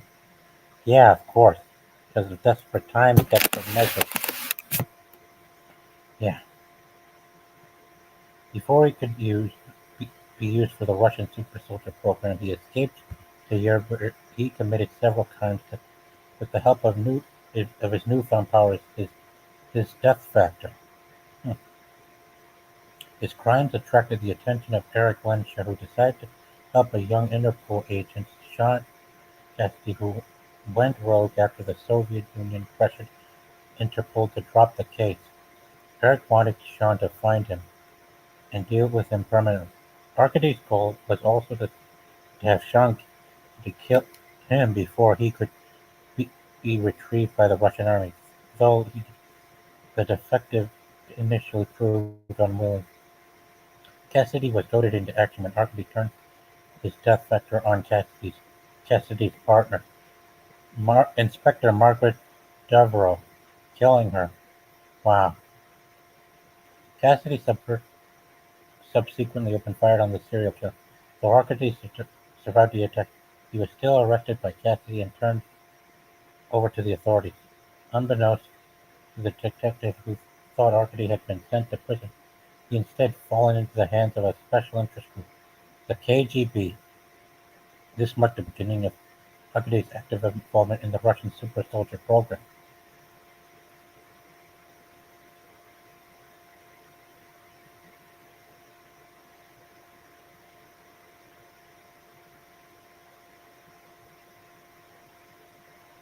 Ah, yeah. Omega Red. The end result of the experiments was Omega Red. Soviet general government implanted several cybernetic enhancements that made him much more powerful, as well as one retractable carbon-medium tentacle within each of his arms. Yep, that's what makes him formidable with those metal tentacles. Carbonadium. Carbonadium was Soviets' attempts to recreate an artificial alloy known as adamantium. Yeah, it was more malleable form of adamantium. He used the tentacles as weapons and as grappling appendages. He was able to wrap the victim in his coils to literally drain them of their life energy. The vampiric tendency was once essential to Omega Red's survival. He's vampirial. The carbonadium implants, while great offensive weapons, slowly poisoned him, and he was required to regularly drain the life energy of a person. Wow. Yeah, he is a vampire. He could have been pretty useful for a live-action Wolverine film too. Hell, even Logan would have been a perfect antagonist in the movie Logan too.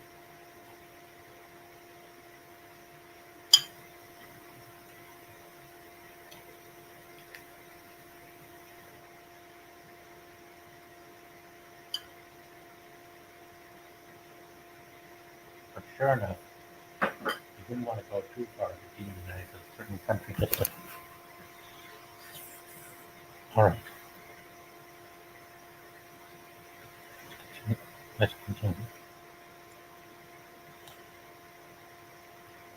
This vam- this vampiric tendency, right, in order to stabilize his condition, Omega Red required the carbonadium synthesizer, a device that was stolen by Wolverine, Marduk, and Sabretooth during their final mission together as Team X. When this trio was also trying to rescue a double agent named Janice. Janice Hollenbeck, furious, Omega Red went after them, but another member of Team X, Kestrel, stalled him with his gun until the others got away. Unfazed, Omega Red wrapped Kestrel up his clothes and tried to tear him to pieces. However, Kestrel managed to teleport away to safety. It was because of his need for carbonadium synthesizer that Omega Red continuously sought out Wolverine. Wolverine and Maverick, over the years, believing they may know of its whereabouts. Yeah, that's something else. Returned from hibernation after they recovered Omega Red's container, Matsuchira Surayaba and the Hand retrieved him and showed him a picture of Wolverine, telling him to go after him. At the at the X Mansion, Wolverine and the X-Men were enjoying their afternoon by playing a game of basketball until several agents of the Hand and Omega Red attacked them. Before falling unconscious, Logan recognized his old nemesis and uttered his real name, Arcady. Wolverine was then taken to a secret facility in Berlin, where he fought against Omega Red for more than 17 hours. More than 17 hours. Their fight was monitored by Doctor Abraham Cornelius, Matsu Surayaba, and the Fenris twins in order to test Omega Red's stamina. Weakened by his fight with Omega Red and most notably by his death spores, Wolverine was rendered unconscious by the vicious attacks of his nemesis. Shortly after, the Fenris twins, Matsuo, Omega Red, and Doctor Cornelius examined Wolverine. Cornelius tried to perform several memory inversions in order to discover the location of the carbonadium synthesizer, the only thing that could stabilize Omega Red's powers. Once Omega Red's condition stabilized, the goal was for Fenris twins to use him in order to gain dominance in the upstarts and achieve immortality. Yeah, yeah. Everyone's like an opportunist in the X-Men universe these days.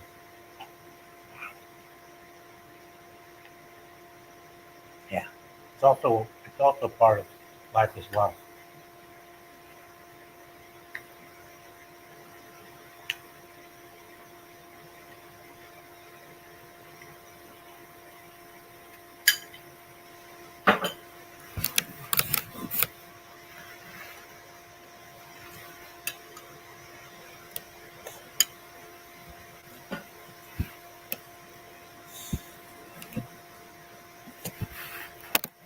Sorry, guys.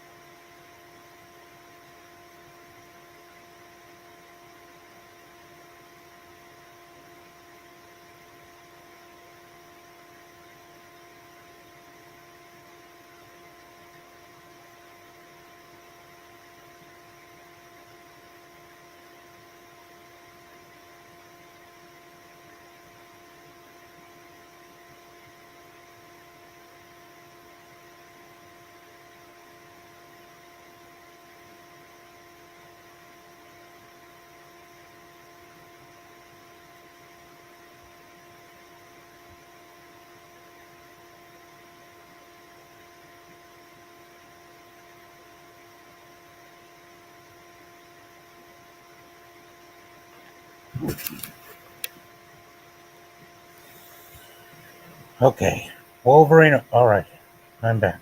Sorry, guys. Just Wolverine awoke from. Hang on, wait, hold on.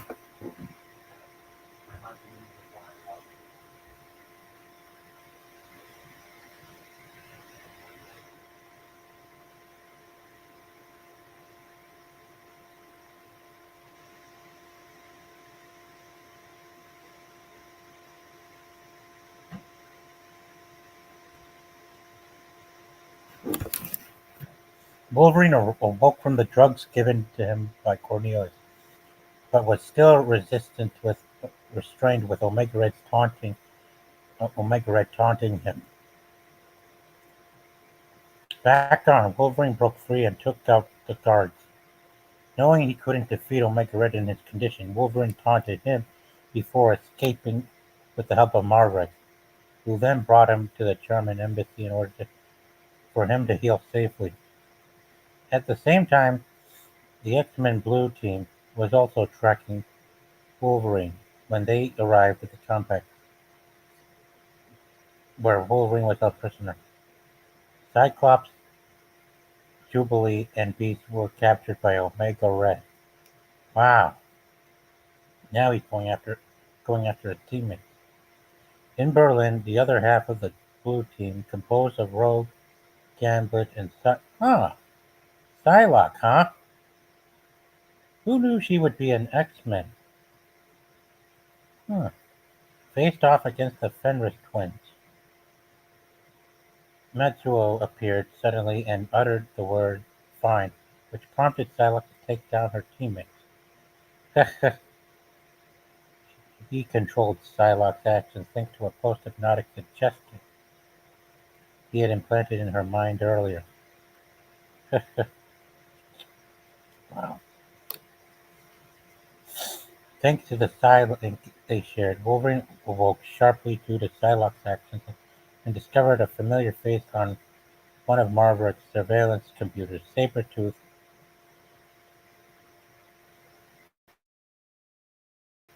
Matsuo, and the Fenris twins hired the vicious mutant to track down Logan and recover the seed synth- uh-oh, synth- synthesizer using the silence between Logan and Betsy. Oh, they must be talking about Psylocke. Both her and Sabretooth found the location of Maverick and Wolverine and captured them.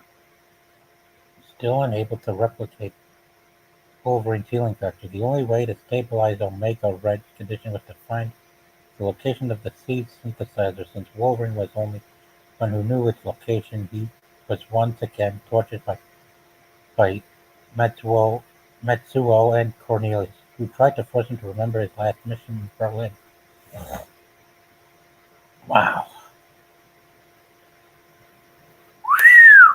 Wow, this is a lot of reading for me to do alone. Despite Cornelius' reluctance to continue the memory extraction as it would kill Logan, Matsuo forced him to speed up the process. As a result,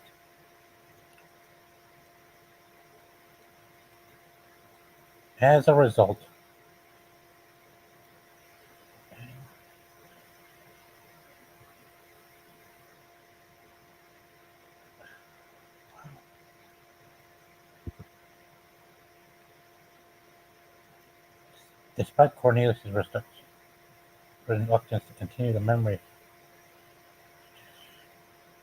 uh, still reluctance continued in memory extraction as it would kill Logan. Matsuo forced him to speed up the process. As a result, Logan remembered more things from the last mission, which helped Matsuo discovered the location of the seed synthesizer. Matsuo then ordered Cornelius to kill Logan, but Psylocke stopped him and revealed it was all a ruse. Ha! She double agents them. In reality, Wolverine's near-death experience freed her from Matsuo's control, and that Sabretooth was under her control all along. She was just waiting to know the location of the synthesizer. At the same time, Maverick broke free and teamed up with a mind-controlled Sabretooth against the Hand, and decided to save the X-Men. Psylocke defeated one of the Fenris twins and held her own against Omega Red until Matsuo struck her from behind. which freed Sabretooth from her mind control and resulted in him attacking Maverick. Fortunately, Maverick had time to free Peace, who managed to knock down Sabretooth and free the other X-Men, who easily defeated Creed. Wolverine, angry about everything that happened to him, finally broke free and attacked Omega Red. With the help of the X-Men, the Fenris twins were stopped, but Omega Red, Sabretooth, and Matsuo managed to escape. The Hand and Matsuo went to a cemetery in Berlin in order to recover the C synthesizer after Matsuo learned that Logan hid it in Janice's coffin. When Matsuo opened, however, Wolverine was hidden inside of it, and ah! He cut Matsuo's left arm off. After defeating Matsuo's army, Logan was confronted by Cornelius,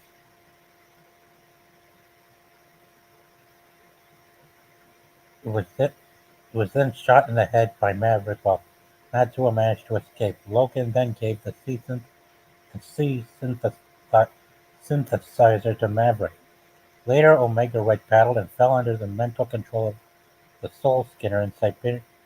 Yeah, the Soul Skinner then used him to battle Wolverine and Hickman. Omega captured Wolverine in Jubilee but escaped after the Soul Skinner's death.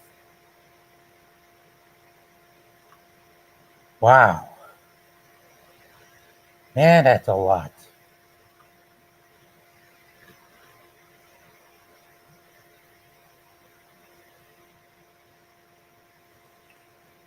Wow.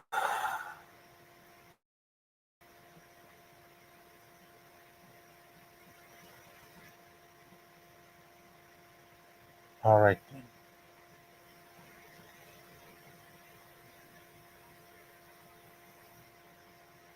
I think there's just at least one more one more to cover before we start moving on to Deadpool and his character, some of his characters. And hang on, let me just yeah.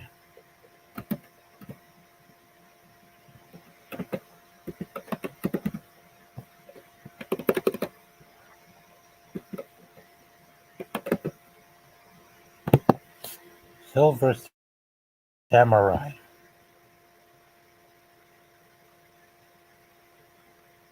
Yep, Silver Samurai.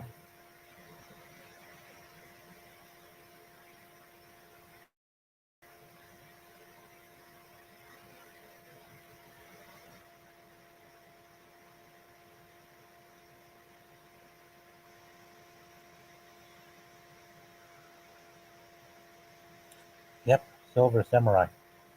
In the comics, his true identity was Kenichiro Harada. In the movie, he was Mariko's grandfather.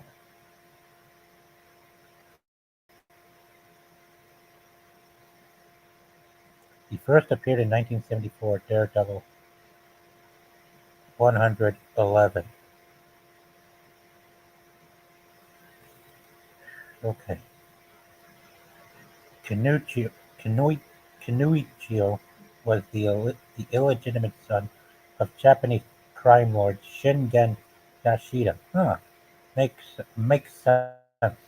Head of the traditional and influential clan Yashida in Japan. Yeah,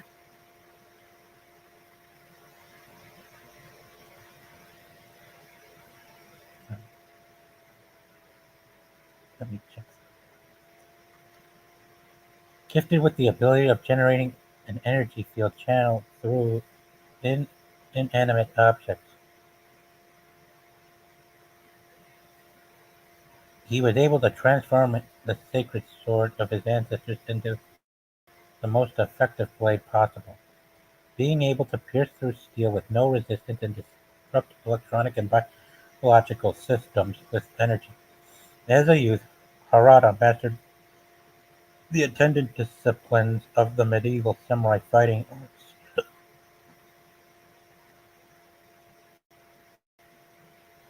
Man, after reading through Omega Red, I say he should have been the villain for the Wolverine.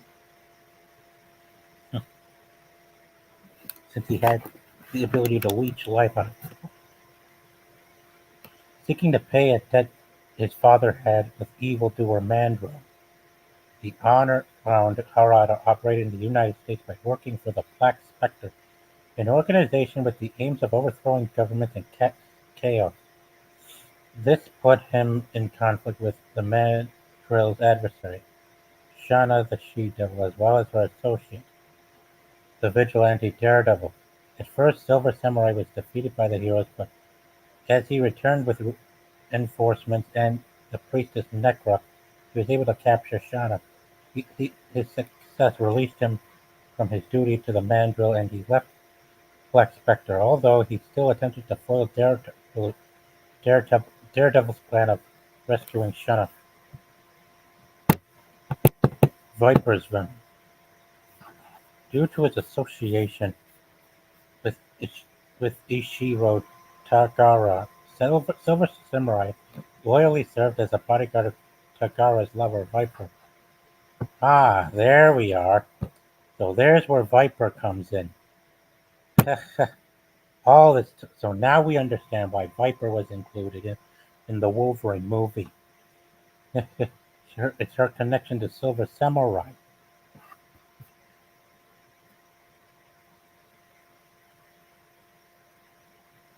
Viper involved the Silver Samurai in secret criminal activities in New York City, tasking him to retrieve cavered crystals for her plans. In his mission, Silver Samurai accidentally clashes with the hero Spider-Man as he intercepted a case of theft in the antique store. Wishing to keep his presence cryptic, the Silver Samurai decided to slay Spider-Man. Before he could accomplish that, he was stopped by the lethal Black Widow, who recognized him from his affairs with the Mandrill. Afraid of jeopardizing his mission, Silver Samurai attempted to collapse the building where they were fighting. The Black Widow put up a difficult threat against him as Spider-Man prevented the collapse of the structure. Together, Spider-Man and Black Widow put him out of commission. Nice. Having been broken free from jail by Viper, the Silver Samurai resumed his operations. When he was able to collect a ring with a teleporting matrix from John Belushi. Next, Viper executed a plan to dismantle S.H.I.E.L.D. They were able to secretly hijack S.H.I.E.L.D. helicarrier by hypnotizing Clay Quartermain. This operation put them into conflict with Spider-Man and Black Widow, who investigated the crisis. Yeah, who would have thought they would go head-to-head with them again on the helicarrier? Using his teleportation device, Silver Samurai sent the agent Boomerang to eliminate them under Viper's orders. As Boomerang struggled to oppose them since they had support in Fury, Silver Samurai retrieved them. Afraid of being discovered, Viper vanished to lure Fury into the helicarrier. Being able to protect their scheme, Fury had Shang-Chi raid the helicarrier, while Spider-Man and Black Widow infiltrated the flying ship. Viper escaped in a final attempt to kill the president as the Silver Surfer covered her. The political assassination attempt was prevented with Spider-Man being able to ultimately defeat Silver Samurai in combat. Viper was apparently killed in action, disappearing into a cliff. In fact, Viper survived and looked for Silver Samurai to assist in her plans. They developed a deep friendship and sense of care for each other in their partnership. Kind of how yeah, but look how that turned out. Her association. Man, well, that's where they got it from. Viper was especially interested in having control over the war hero Michael Kramer or Judas Man before Fury could in order to use his enhanced genetic makeup to create a biological weapon. Together, Viper and Silver Surfer hunted Kramer's daughter, Pamela, in San Francisco. However, at the same time, Kramer looked for assistance from private investigator Jessica Drew in looking for her father's disappearance. Since since since Drew was secretly the Dark Angel Spider-Woman, she confronted Viper and Silver Samurai to protect Kramer. Foiling their kidnapping attempt, they hunted Michael Kramer instead, who was protected by Spider-Man as well, leading to a battle between her and Silver Samurai. In defeat, Spider-Man witnessed Silver Samurai capture Kramer. He expected her to infiltrate Viper's base as a character, preparing himself for her arrival. Wow! He deactivated her ability and challenged her to a honor duel. Instead, Spider-Woman chose to flee, impersonating Viper to break free and ruin the Silver Samurai's plan. Viper still wished to secure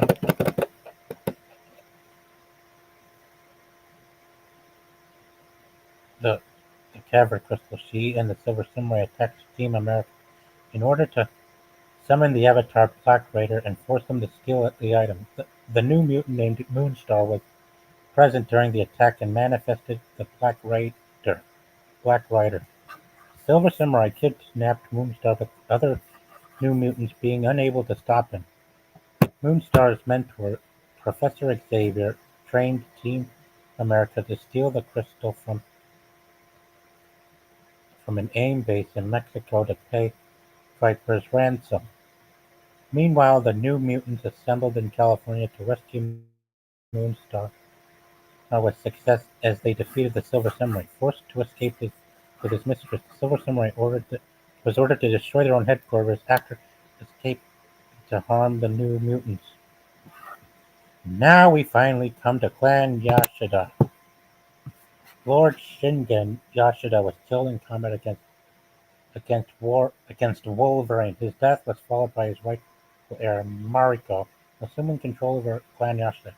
She immediately removed Clan Yashida from criminal affairs.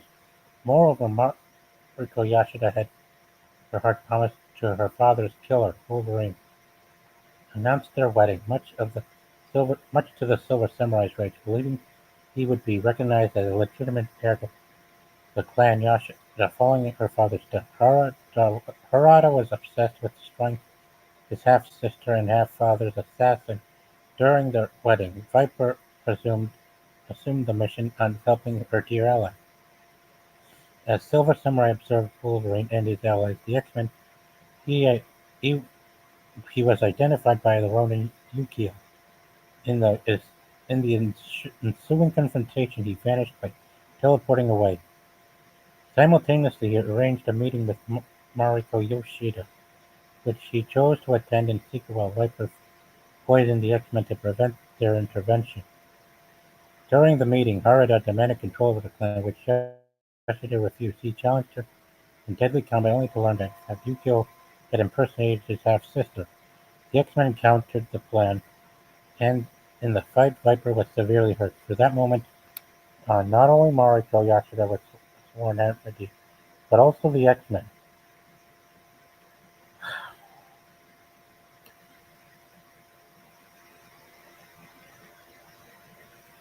In retaliation, Wolverine looked to confront the Silver Samurai directly, but by the end of their duel, Silver Samurai felt by not being able to destroy Wolverine's indestructible adamantium bones, which sparked in him a sense of unworthiness.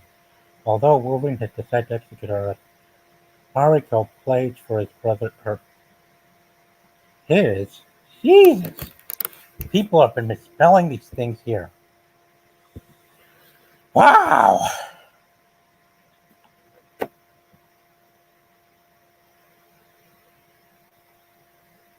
They're preventing a fatality. The enraged Viper counterattacked by firing at their enemies during an escape, something that was only prevented by the X-Men rogue, endangering herself to protect her friends. Ultimately, Yashida decided not to marry Wolf. Instead, she pardoned Harker for his crimes and admitted him as his right hand successor in the clan Yashida. Moreover, under Mariko's orders, he retrieved the Sword of Honor from Clan Yashida. Wolverine had earned in combat back to Clan Yashida, although in serving his ancestral Rada coincided his duty with partnership with Viper in discrete criminal activities. During the assignment to collect the mystic blade of Muramasa in Madripoor, the Silver Samurai stumbled upon a group of criminals ventured, who, ven- who venerated the sword as the cult of the Black Blade, and wished to use it for their own needs. He slayed many of them, and search for the sword. Simultaneously, Wolverine also investigated the whereabouts of Muramasa since it had corrupted Jessica Drew. This led him to clash with the Silver Samurai, sparking a fight. Their battle was interrupted by a possessed Drew. An unusual team-up formed between Harada and Drew's best friend Lindsay McCabe, since both wanted Drew to break free from the sword. How, However, when they found her, Wolverine had succumbed to the plague. Arriving at the Princess Bar, the Silver Samurai McCabe had assistance from O'Donnell in gathering information about the cultists, and trusting McCabe, the Silver Samurai chose to tackle the cultists having only her by his side. They effectively liberated Wolverine and Jessica Drew from the dark influence of Muramasa. Able to resist the evil in the sword, the Silver Samurai acquired it as a prize and left Madripoor. As the deadly organization known as the Hand expanded its influence in the Clan Yashida was pressured to take action. Mariko wished not to succumb to illegal methods of combat. This allowed the Silver Samurai to gain power with the clan as he challenged their leadership by promising to attack the Hand with brute force. The Hand's leader, Matsuo Tsurayaba, however, anticipated a war before any negotiation by the Hand ninjas attacked the Yashida ancestral stronghold in Agarashima. To protect the clan, the Silver Samurai formed an alliance with his hated nemesis Wolverine. Tsuraya- Tsurayaba sent the agent Raiko to formalize a blood pact in which the Hand would acquire what remained of the clan Yashida's criminal connections. This could finally cleanse Clan Yashida from any illegal affairs and establish peace with the Hand. As Marco Yashida wished to, the Tanto utilized and was poisoned, leading to Marco's death. Oh. In terror, Raiko sacrificed herself with the Silver Samurai's Maramasaka. Following his sisters, the Silver ascended as leader of Clan Yashida. Having an honorable association with the clan or named Nairin, the Silver Samurai was tasked by the clan to protect Nairin from the investigations of X-Men regarding conv- convoluted association between Psylocke and Sinan and Kwannon. The X-Men were able to knock Samurai, but he was able to gather himself together and reach out to Nairin. Sometime later, X-Men contacted the Silver Samurai to inform him that vicious Sabretooth hunted for psychics, which included Uchi- Uchio Tanaka, a former protege of Shingen Yashida.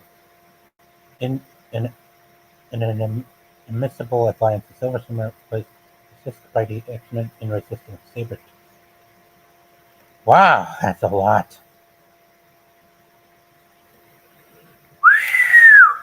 My God. Man, Silver Samurai. Wow. Only 77 appearances.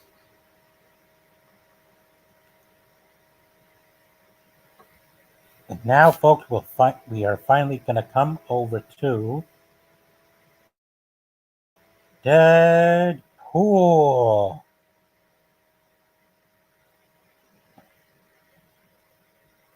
Also, also by his real name, Wade Wilson. Well, unrevealed.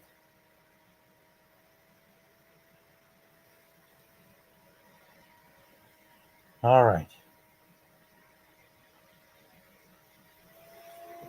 Wade had many conflicting memories of his childhood. Once he recalled his father abandoned his mother while she was pregnant with him, and he took out her anger on him until, as an adult, he beat her instead.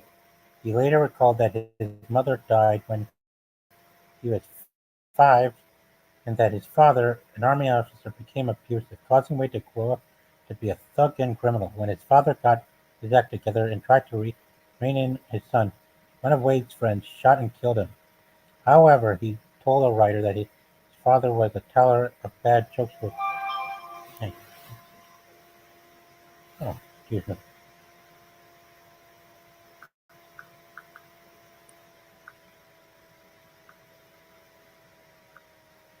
pardon me, folks. That was just a friend of mine. Here, man, who abandoned his mother while he was a boy. He believed that he ran away from home so that his mother wouldn't need to spend what little money she had left on him.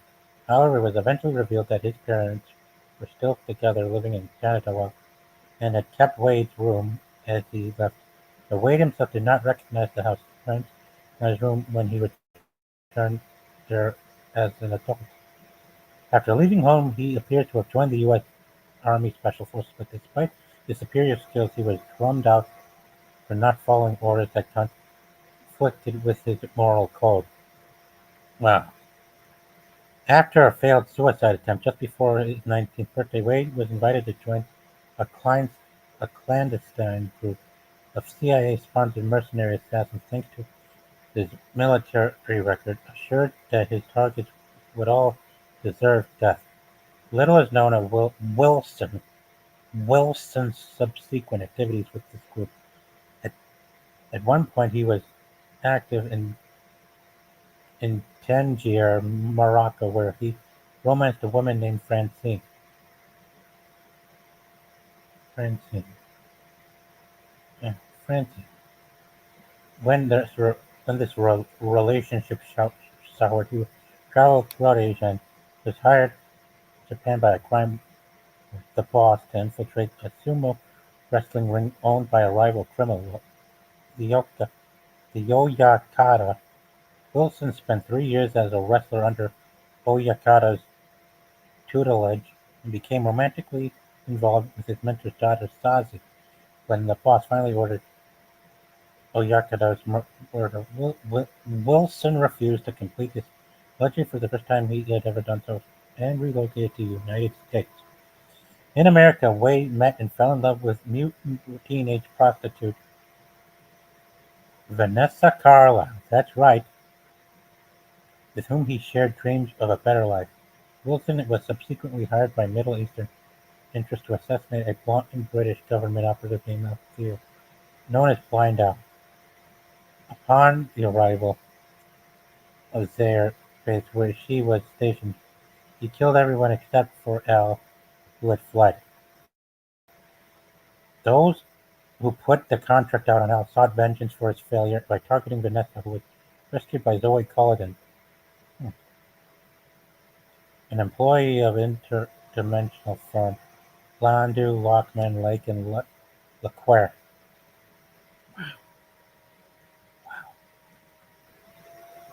Culloden was keeping Wilson under surveillance, believing he was destined to play a vital part in a potential threat to the world. Learning that he had developed 34 inoperable cancerous tumors, Wilson broke up with his girlfriend rather than force her to remain with a terminally ill man. He gave he even gave up his chemo treatment, not wishing to prolong things. Man, that's a lot. Back in Canada, he was offered hope in the form of Department K, a special weapons development branch of Canadian government. Wilson became a test subject of Department K's branch of the joint U.S.-Canadian Superhuman Enhancement Project, the Weapon X program. Weapon X program. His cancer was temporarily arrested via the implantation of a healing factor derived from another Department K agent, Wolverine. Of course.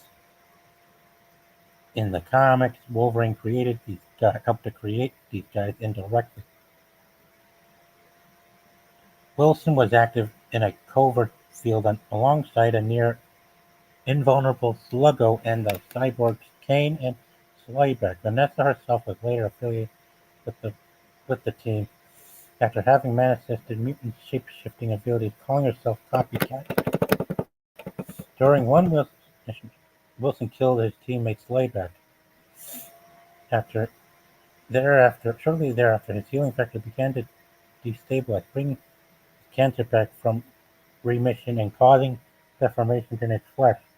As a result, he was rejected from Weapon X program and sent to to the hospice, to the hospice, allegedly a government facility where failed superhuman operatives were treated.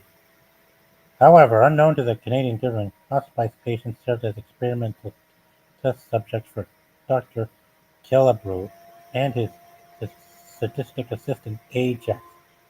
Ah, Ajax, better known as the attendant, with the patients placing bets in a Deadpool as to how long each subject was. Killebrew subjected Wilson to various torturous experiences for his own deranged satisfaction.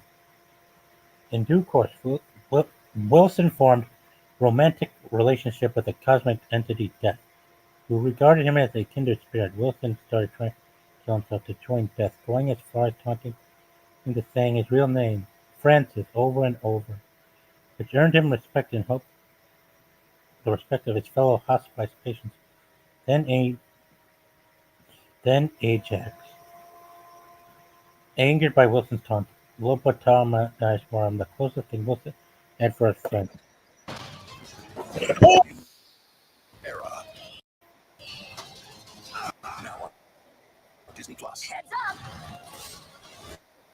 Hang on. Oh my god. Sorry, folks. Sorry about that, folks. Hang on. Hang on. Hang on. Sorry. God, I hope it doesn't cause copyright. I'll have to look into getting it out. Alright. During what? Alright. In due course, yeah. Alright. At Death's prompting, Wilson killed Worm to end his suffering. Jeez. Jeez, that's hurtful. Yeah, I had to mute that thing.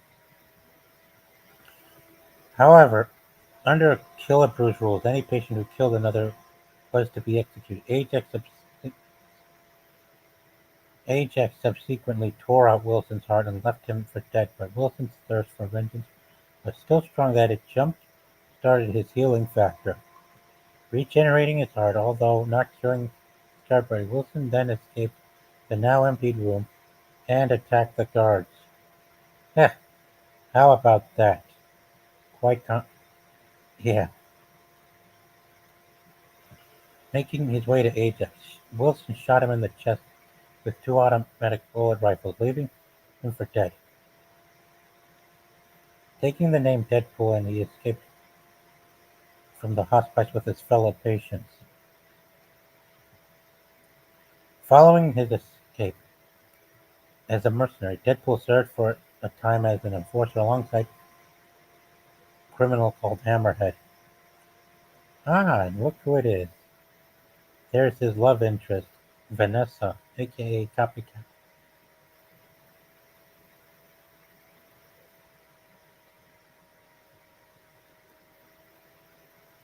At some point during his mercenary career, he was employed as an assassin by Wilson. Wilson. Wilson Fisk, the kingpin of crime. He also clashed with Wolverine, at that time a spy for the Canadian government. Some point during these years, Deadpool caught up with Blind Owl and kept her a prisoner in his home. Owl's attempts to escape only resulted in death for those who helped, whose help she sought, leaving her no choice but to resign herself to captivity. To resign. Some years after escaping hospice, Deadpool, perhaps seeking compensation for the injuries inflicted upon him by Killebrew, returned to the Canadian government and was treated by Doctor Walter Lankowski, the bestie Sasquatch of Canada's super team Alpha Flight. Yeah. He also acquired a teleportation device around this time. Deadpool soon found the government work unsuited to his temptation, and he abandoned this endeavor. Hired by the criminal genius called the Wizard, Deadpool at first went to the wrong address and received a job impersonating the criminal Hobgoblin. When again contacted by the Wizard, he joined a fellow criminal as Taskmaster and Constrictor in a short-lived version of the Frightful Four. Afterwards, Wilson was hired by Francis Talbot to use the time machine and a gun to erase people from existence in order to alter America's history so that his family could profit the most from America's vicious wars, eventually making Talbot a world leader. This brought Deadpool into conflict with Cable for the first time.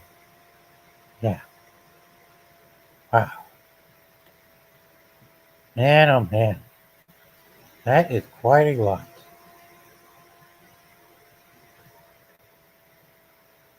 All right.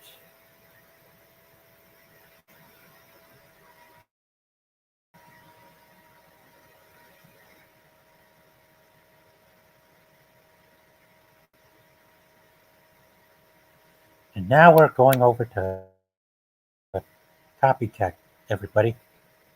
Wade Wilson's main love interest. Yep, I used, yeah, Vanessa Geraldine Carlyle. If there's another Deadpool movie, they have got to make Morena factor in this version of the character.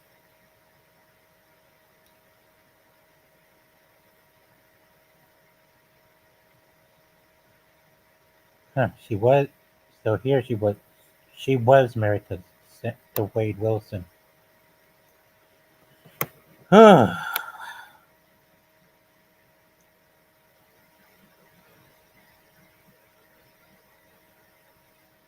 right.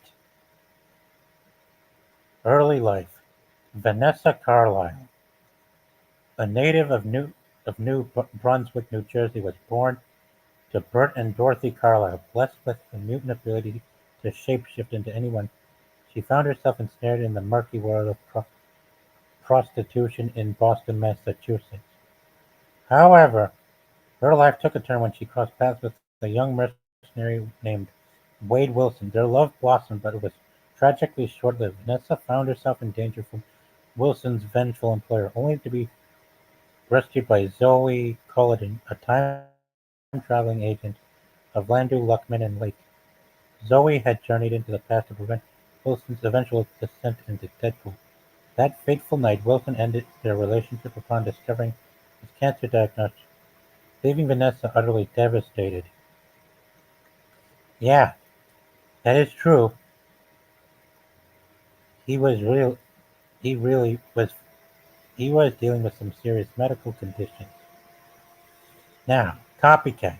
Vanessa became a mercenary herself, eventually employed by arms dealer Tolliver, who had her impersonate the mercenary Domino so as to spy on Cable. Vanessa, masquerading as Domino, neutralized Deadpool, who had been dispatched to eliminate Cable.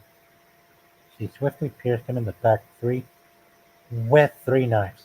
Cable warmly greeted Domino, recognizing his old updating her on the new mutant team status. Cable disclosed that several pivotal members had departed, yet he remained undeterred, harboring plans for incoming recruits. Additionally, he casually remarked that he had returned Deadpool to Tolliver. At the New Mutants bunker, Domino, Cable, and Boom Boom discuss Richter's departure. Suddenly, Cannonball bursts in, urging them to search for Richter, but Cable declined. Cannonball and Boom resolved to pursue Richter on their own.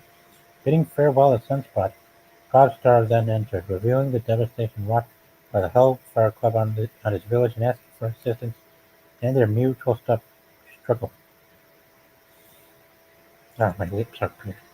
The New Mutants encountered a mysterious warning in the Danger Room, leading to a fierce battle ultimately won by Cable. Shatterstar revealed the mission from the future before they attacked the Imperial Procticate, swiftly defeated. Meanwhile, Feral seeks refuge from pursuers in Team's midst, ultimately gaining their trust. Cable proposes relocation for safety, enlisting the help of Shatterstar, Warpath, and Feral, forming a new team called X-Force. Domino and Cable's new X-Force team plan to confront the Alliance of Evil and cover their motives. IDIC Corporation, behind the Alliance actions, pursues a mysterious energy absorption project with implications for AIM and Genetech. X-Force clashed with the Alliance at Niagara Falls, defeating them, but Piecemeal and Harkness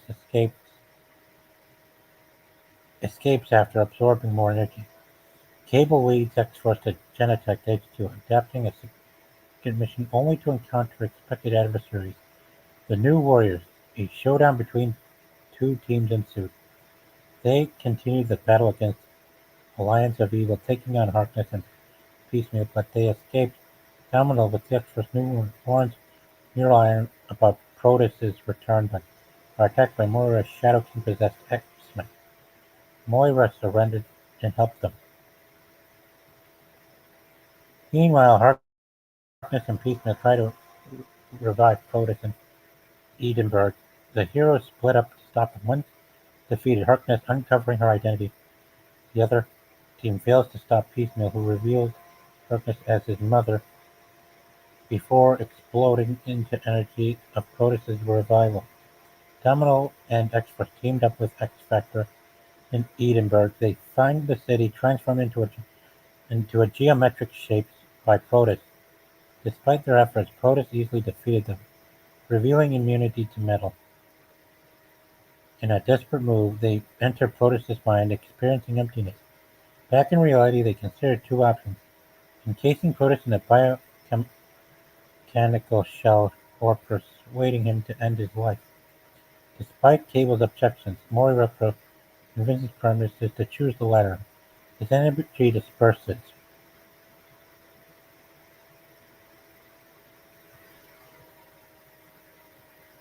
Ah,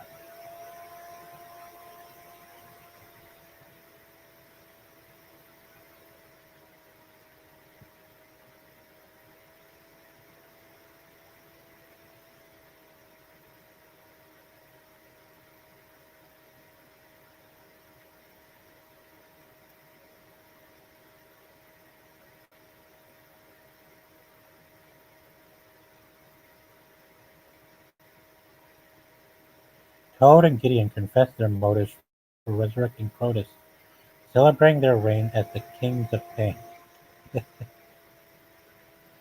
Wow! I could go on for even longer, guys, but wow.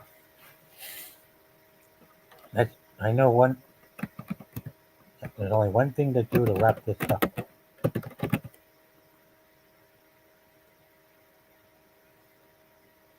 Wow. Wow. Man, that was a lot for me to cover on my own.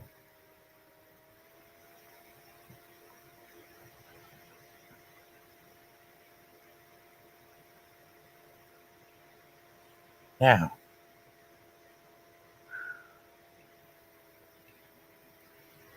you have got to admit, you have got to admit, folks, I enjoyed the hell out of watching Deadpool and Wolverine.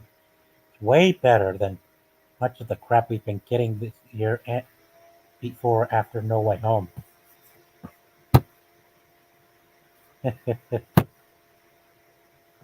Man, Reynolds and Jackman killed it. I mean, everything that we've seen in this movie and embraced, it's precisely what folks around the world have been looking for all these years. Clearly, we've been dealing.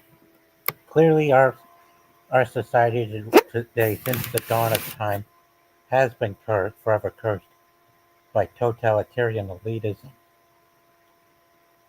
Having been having been forced to bow down before their goddamn scummy propaganda and not give a damn, or not even bother to deal with them in person.